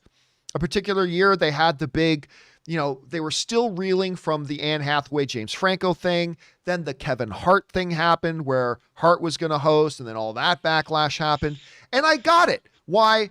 For that year, they decided to go without a host. It went well. And then they just thought, well, let's just keep doing it without a host. The host part of the Oscars is kind of what we measure the Oscars by every year. It's like, when did that thing happen? Oh, that was when Letterman hosted. When did that thing happen? Oh, that's when McFarlane hosted. When did this thing happen? Oh, that was one of the years that Crystal hosted. Billy Crystal was like so good at hosting the Oscars. Yeah. Hugh Jackman was a great host of the Oscars. He was great. That was a great Oscars. Oh, it absolutely was. And it gives it its personality. It gives the show its flow. It's the connective tissue between everything. And I got it. I understood when they didn't do it that one year. I also kind of understood when they decided, you know what, we're going to go one more year with that. And I'm like, well, okay. So they did it one more year again. But the fact that they keep going, and Rob, if any year really needed to have a host, it was this ridiculous one. Some star power to take us through the whole ceremony. And not that I didn't appreciate seeing all the actors and the people and some of that stuff was heartfelt, but one of the things about the Oscars is I think the personality of the host sort of defines the show, and the host brings that pep and that zip and that sort of showmanship that the Oscars needs. It reminds you of what great entertainment is. Yeah, I agree. All right, let's get one more in here with Rob still here. This one comes off some Tensor Rights. I disagree with calling Spidey Iron Man Jr. Well, disagree all you want, but that's what they did. He may have Stark tech, but he didn't defeat Vulture or Mysterio using it. He used what was in him to win the day. Same with Sam. It's not like people that walk around with Apple products are Steve Jobs Jr. No, but you just proved my point. My whole point is there is no need to give Spider-Man an Iron Man suit. There's no need for it. Spider-Man is such an iconic, celebrated, awesome character. They never felt the need to give Black Widow a Spider-Man outfit, despite the fact that she doesn't have the powers of the gods like Spider-Man does. They never felt the need to give Hawkeye an Iron Man costume, even though he has no superpowers, unlike Spider-Man. And the very fact that Spider-Man in and of himself can win the day without that shit, so there's no need to give him that shit. But, you know what the kiddies like? The kiddies like Iron Man. They like having a built-in AI that...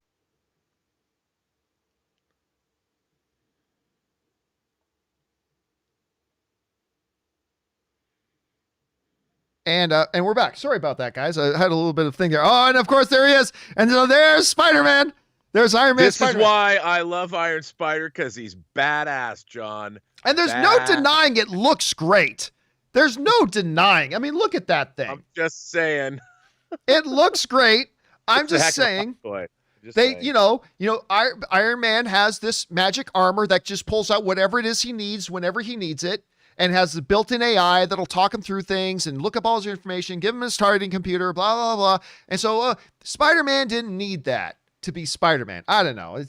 It's just me, but I feel like I always feel kind of gypped by it, I guess. I feel a little bit gypped by it. Anyway, Rob, I know we kept you a little bit over time here today. Thanks for being here. We'll see you again tomorrow. But in the meantime, where can people follow you and your goodness online? You can always find me on Instagram at Robert Meyer Burnett. Find me on Twitter at BurnettRM, or find me on my own YouTube channel, The Burnett Work. All right, man. Good as always to have you here. We'll talk to you again tomorrow. Have a good one. All right. Ladies and gentlemen, the one and the only Mr. Robert Meyer Burnett. Good to have him here. All right, guys, let's keep going with your questions. We still got a little bit of time here, so let's keep things running. We are going to continue on here with, where are we at? We are continuing on with That Was Tensa.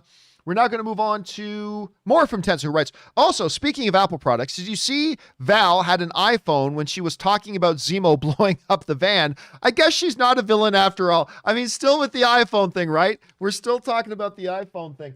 Because, listen, the iPhone thing is a very interesting thing. Like, if it's true that Apple will not let, as was first kind of suggested by Ryan Johnson, that Apple will not let you use their phone if it's in the hands of a villain, then that means Val isn't actually going to be a bad guy. Or is it really a thing? I mean, it's a great thing that we're going to continue to talk about and probably debate. All right, next up. We've got Best Doc Movie Trailers writes, did you watch the Oscars? I did not, although I watched a bunch of it in fast forward yesterday, but I did not watch the event while it was live. It's the first time in my life I didn't watch it because I wasn't really interested. What did you think? Just went on a long diatribe about what I thought about it. Thought it had an odd ending with no speech. It was like a movie ending with no resolution. Also, have you seen the short Two Distant Strangers? No, I have not. It was like Groundhog Day with a twist. It's on Netflix. Yeah, it was one of those things where I just knew I was not interested in this. I knew it was a year they should not have done the Oscars for many reasons. Not just because not every movie was being represented, but also what the logistics of it were going to be, what it represented, the tone deafness of trying to celebrate an industry that had like 50,000 people out of work. The whole gambit of it is why I never thought they should have done an Oscars this year. And I've been saying it for 6 months. So yeah, when it came time to watch the Oscars, I had 40 other things I'd rather watch. Now, of course, the results happen. We're going to talk about the results, and we did talk about the results yesterday. So finally yesterday, I had about an hour or so. I sat down, loaded up the Oscars, and just to see what everybody was talking about, because everybody said it was such a train wreck. And lo and behold, it was such a train wreck. All right. Thanks for sending that in, man. All right. Next up, we've got Not Kevin Feige writes, Ultron is first associated with adamantium, though. Yeah, but remember, the MCU is not the comic books. The comic books are not the MCU. They are two different things. So it really doesn't matter. All right. Thomas Patterson writes, so we know Cap 4 is separate from the project with Chris Evans deadline. By the way, that's not, even if you read that article, that's not definitive. So I'm not sure that that's true, just to be clear. My guess for where we see Cap back is in Ant-Man 3. I don't know about that. It doesn't seem like a project you bring back Chris Evans for.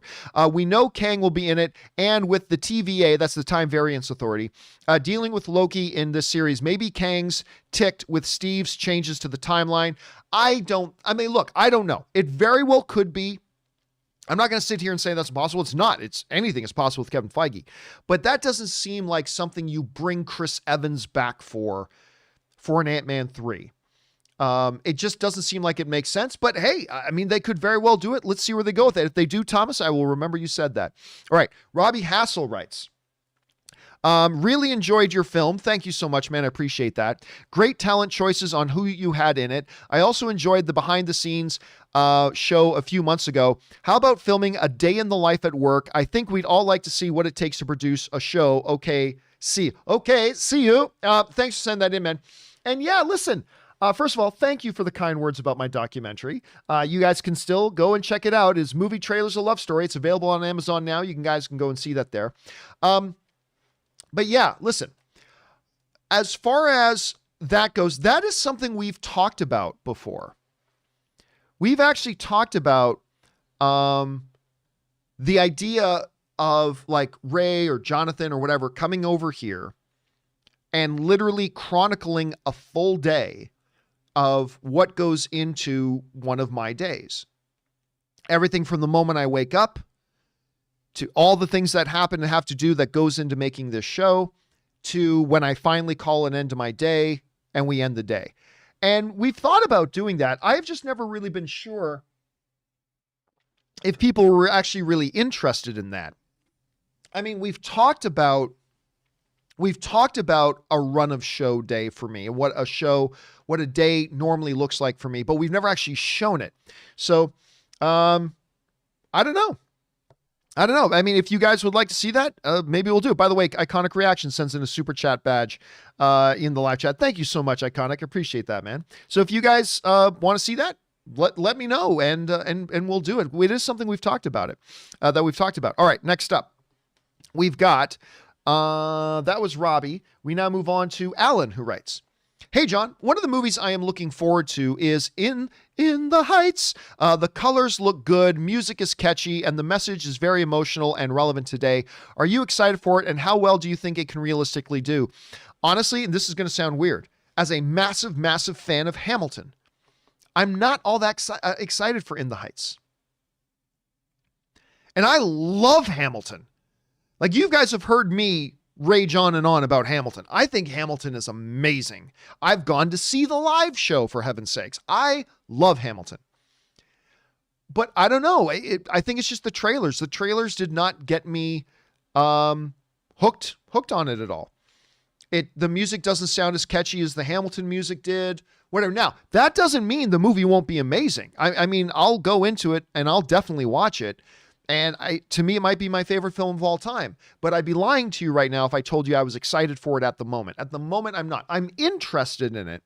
I'm interested. But I'm not like totally on board with it because I didn't think the trailers have been all that good, to be honest with you. So, but we'll see. We'll see where it goes. I got a lot of faith in Lin-Manuel Miranda. A lot of faith in the dude. So let's see where he goes with that. All right, next up. James Lockman writes, 1 of 4. Hey, John, back in 2019, Sony announced PlayStation Productions, a new division of Sony Pictures that will adapt TV shows and films based on PlayStation game franchises. Yeah, we talked about that ad nauseum. With the first one being Uncharted with Tom Holland. Sony accidentally leaked something new called PlayStation Plus Video Pass on Poland's PlayStation website, which showed Venom, Zombieland, Double Tap, and Bloodshot before it was quickly taken down. Earlier this year, Sony announced that they will stop sales and rentals of movies and TV shows on PlayStation's store by this August. It looks like Sony is making a huge move to add value to their PlayStation Plus subscription service by adding movies and TV shows to go along with all their gaming content and to compete with Xbox's Game Pass. In today's world, where everybody's got a streaming service, it gets harder and harder to pick and choose because it does add up. But I think this one is one that I'll subscribe to. What do you think of Sony's move? Let's be clear about this, James, though. We don't know what Sony's move is.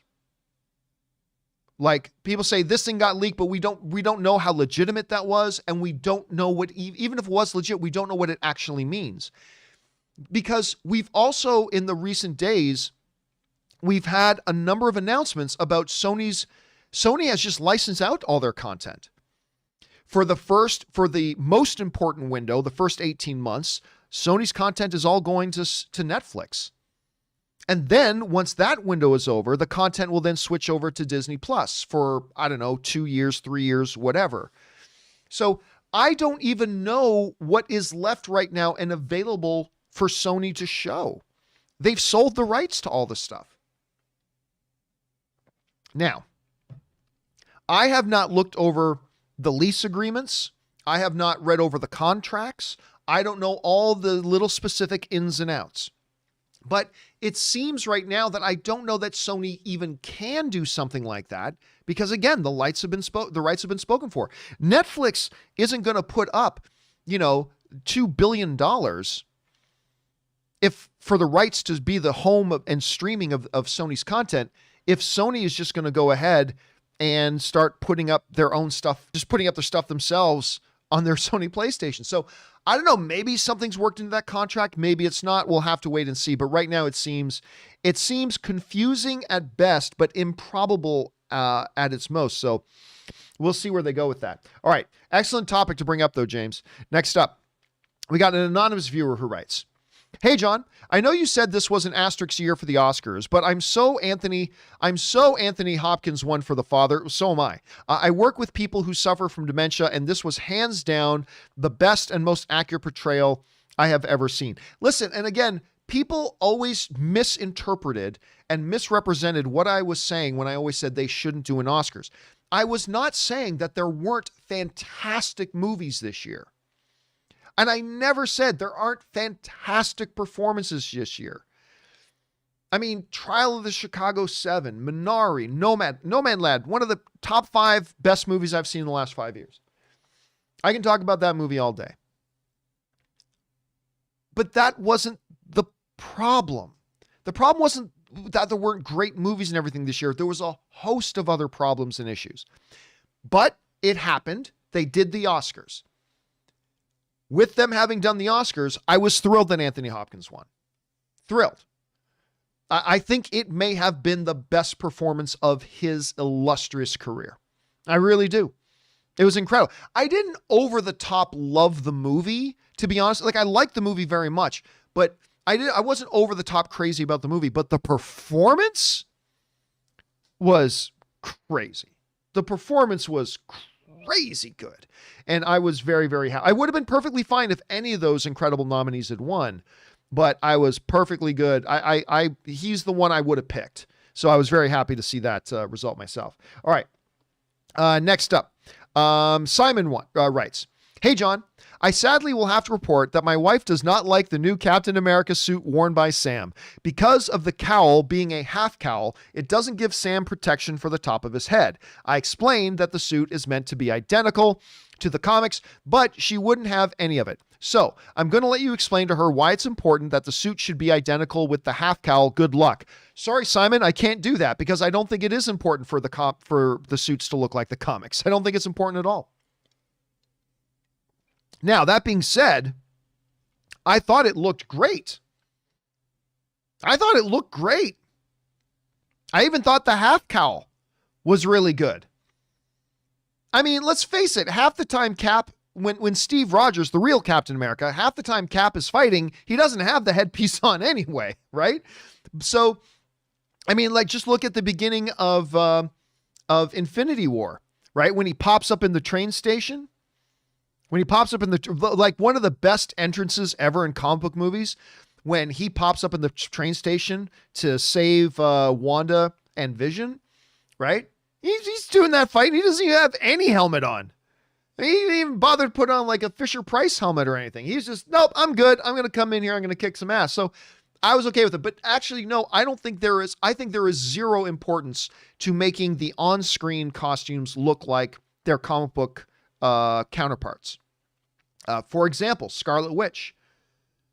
I mean, her outfit in WandaVision looked way better than anything they've ever done in the comics. I know that sounds sacrilegious to say, but I really believe that. That looked badass. That looks so good. But some costumes in the comics do translate well. But at any rate, I thought the costume looked great, but I can't argue with you that it was important that they make it look like the comic books because I don't think they need to do that. Anyway, that's just me, Simon. But hey, man, at least you got a girl who will watch that stuff with you. Not every man are as lucky as you and I in that. All right, next up. Narf writes, "You once said the ending of episode 4 of The Falcon and the Winter Soldier changed the future of the MCU going forward with the bloodied shield. Well, just 2 episodes later, it didn't seem to matter anyway because it was brushed over with Falcon being the new Cap, or am I misunderstanding you?" No, I still think that moment at the end of episode 4 with John Walker standing over the body of the Flag Smasher he just killed with Captain America's shield and the blood drenched on it, that is going to come back. That is going to be important moving forward. Probably as an overall argument and part of a collage of things like Sokovia, the events of Civil War, the events of this, and now Wanda, the issue of Wanda taking over town. Now this is going to become a bigger problem moving forward. And I think that image of the bloodied shield broadcast all over the world, I think we're not done with that. They may have been done with it in this series, but I think it's going to come back to bite the whole MCU in the ass moving forward. How much and to what degree, I'm not sure yet, but I still think that is going to be a moment that will alter the direction of the MCU. We'll see. I mean, I don't know that. I'm just speculating like any fan, but we'll see where they go with that. All right, next up. Albert Cerna writes, "Hey, John, I've heard you and Rob say it's not show friends, it's show business. Being involved in the film business, what is one aspect of the industry that you wish wasn't the way it is, but it just is, unfortunately? Thanks, P.S. You're so handsome. I am a good-looking man." Anyway, thank you for saying that, my friend. I don't know. I mean, One of the things that I think every filmmaker laments is that making a movie is not like Field of Dreams. If you build it, they will come. If you make the movie, people will watch it. There is a whole nother side to the movie industry of not only do you need to make a movie, there's then the whole next stage of getting that movie in front of people, which is commonly known as distribution, which is such a different game than making films. The whole process of distribution is such a different thing than filmmaking. It's intrinsically a part of the film business, but it is so radically different than the art of filmmaking that it becomes a wall. And I really wish there was some way that it could be different. That there was just a way that if you make a movie, there is just a way that it can be put in front of a lot of people. But I think a lot of films have been made that never get seen by a single person. A lot of films, great films that get made, but they had the wrong distributor and nobody really ever heard of it or ever had a chance or opportunity to see it in the right way. I wish there was some magic way that distribution wasn't needed. But there's not. It's a necessary evil. But yeah, I think that would probably be one thing that if I could change, I would. But to be honest, I don't even know what I would change it to. So, I mean, I'm a little bit in the dark in that. It's like everybody else, Albert. All right, next up. Gerald writes, Yelverton. Gerald Yelverton writes, hello, John. Longtime viewer since the AMC days. Thank you so much, Gerald. Since Endgame, we have had Spider-Man 2, WandaVision, and Falcon the Winter Soldier, and no one has mentioned that time travel exists. That seems like a huge advancement in the world to go unnoticed. Your thoughts? No movie should ever use time travel as a plot device. Ever. Time travel should never be used in movies. John, what about Back to the Future? There are exceptions. John, what about Star Trek 4? The Voyage? There are exceptions. But I have an unpopular opinion that if you want to tell if a screenwriter is lazy, look for a screenwriter that uses time travel. Time travel is the laziest device you can possibly come up with in movies because there is no problem in any movie or TV show in history that can't be fixed with time travel. And time travel creates a massive problem because now, like you brought up, okay, the Flag Smashers blew up a civilian building. Why didn't Sam just go get a hold of Dr. Banner, use the time machine device to go back to stop that building from being blown up? Wanda took over a town. Well, why didn't they just get a hold of Hawkeye, who has done some time traveling himself, and go and do that? Now, I can already hear some people, well, John, actually, in Endgame and Infinity War, the way they described time travel was that actually, it doesn't matter. It's still all time travel. They could do anything. And it leaves you in a point of either now the time travel plot device becomes the most prevalent thing in everything that's going forward. And by the way, they're probably going to address it a little bit with the Time Variance Authority in the upcoming Loki series, right? So we're probably going to see this touched upon. But it either becomes the answer to every problem, or you have to just ignore and pretend it doesn't exist. You just got to pretend, ignore it, and pretend it doesn't exist. That's all they can do now. Is just pretend like that didn't exist. Pretend that that didn't happen. Otherwise, it becomes the answer to every single question and every single problem that ever comes up in the MCU from now on. The answer? Grab the time machine. We'll fix it. Just grab the time machine. It'll fix it. Fixes everything. Right? So it seems to me that they are in the place of ignoring it, and I'm glad that they are. And it's going to be interesting to see what they do with the Time Variance Authority and Loki and how they're going to address it. It's the same kind of problem with multiverse stuff. And that's why I think in Doctor Strange, the Multiverse of Madness, that whole movie is going to be about shutting down the multiverse. But I don't know. A lot of possibilities. I don't actually know the answers. I'm just speculating like you speculate, but we'll see where they go with that. All right.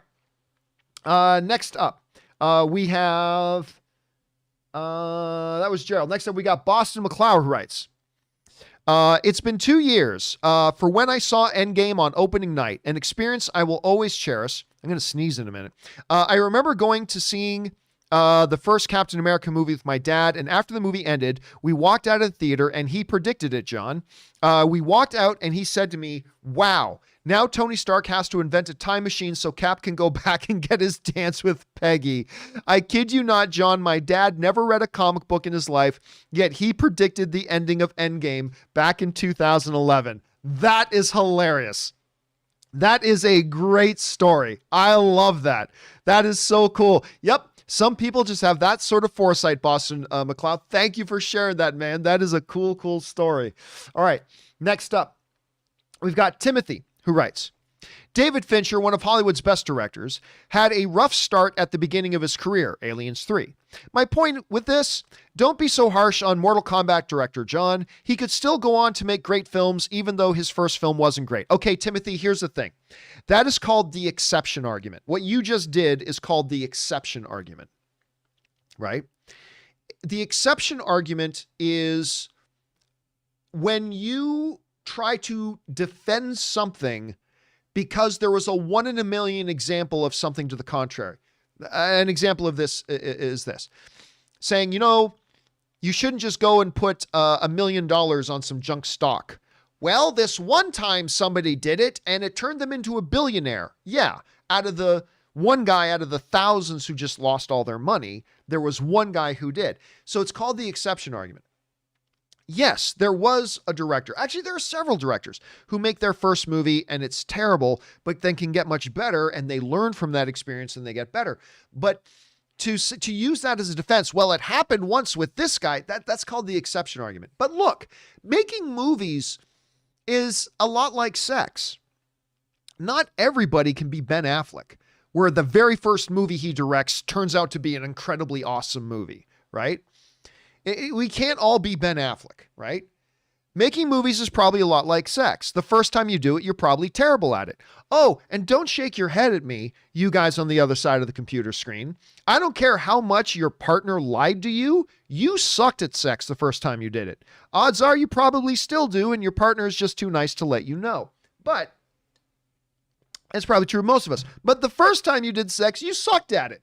You sucked. And hopefully, maybe, if you're lucky, you get more experience at it and you get better at it.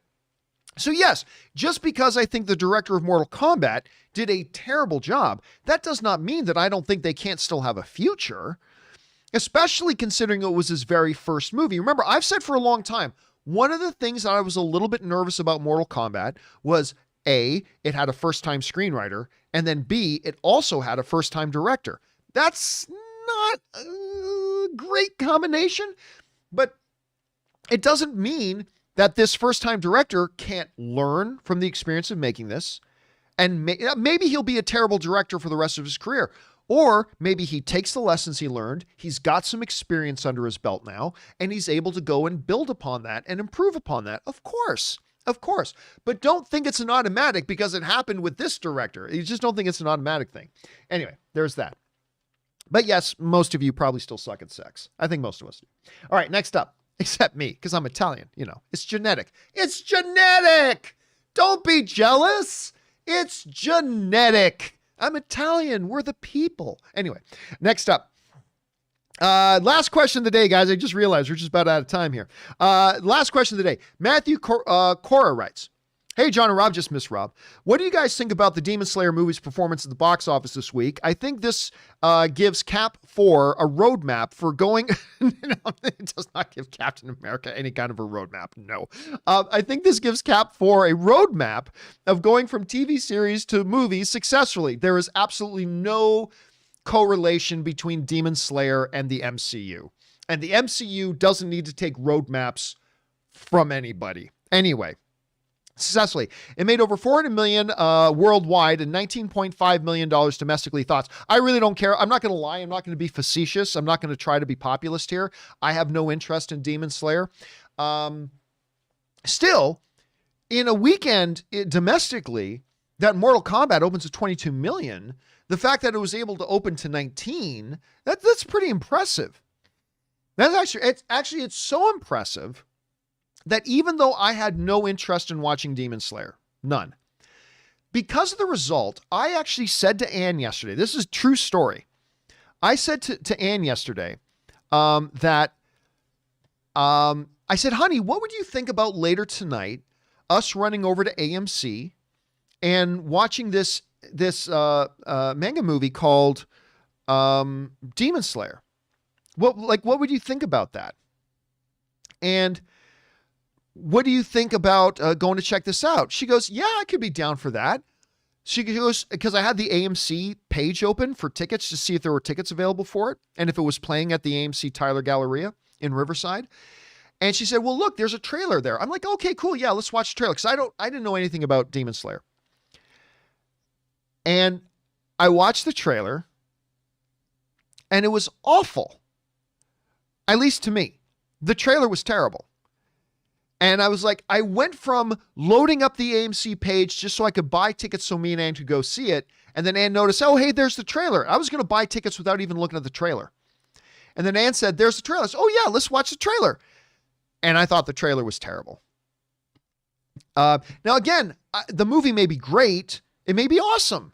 But I watched the trailer to try to get excited about it. And it would just turn me off. I'm just like, okay, this is clearly not for me, so I didn't see it. But yeah, I think what it was able to do right now in a pandemic, making like 19 million while Mortal Kombat is making 22, I think that's very impressive. I think that's very, very impressive.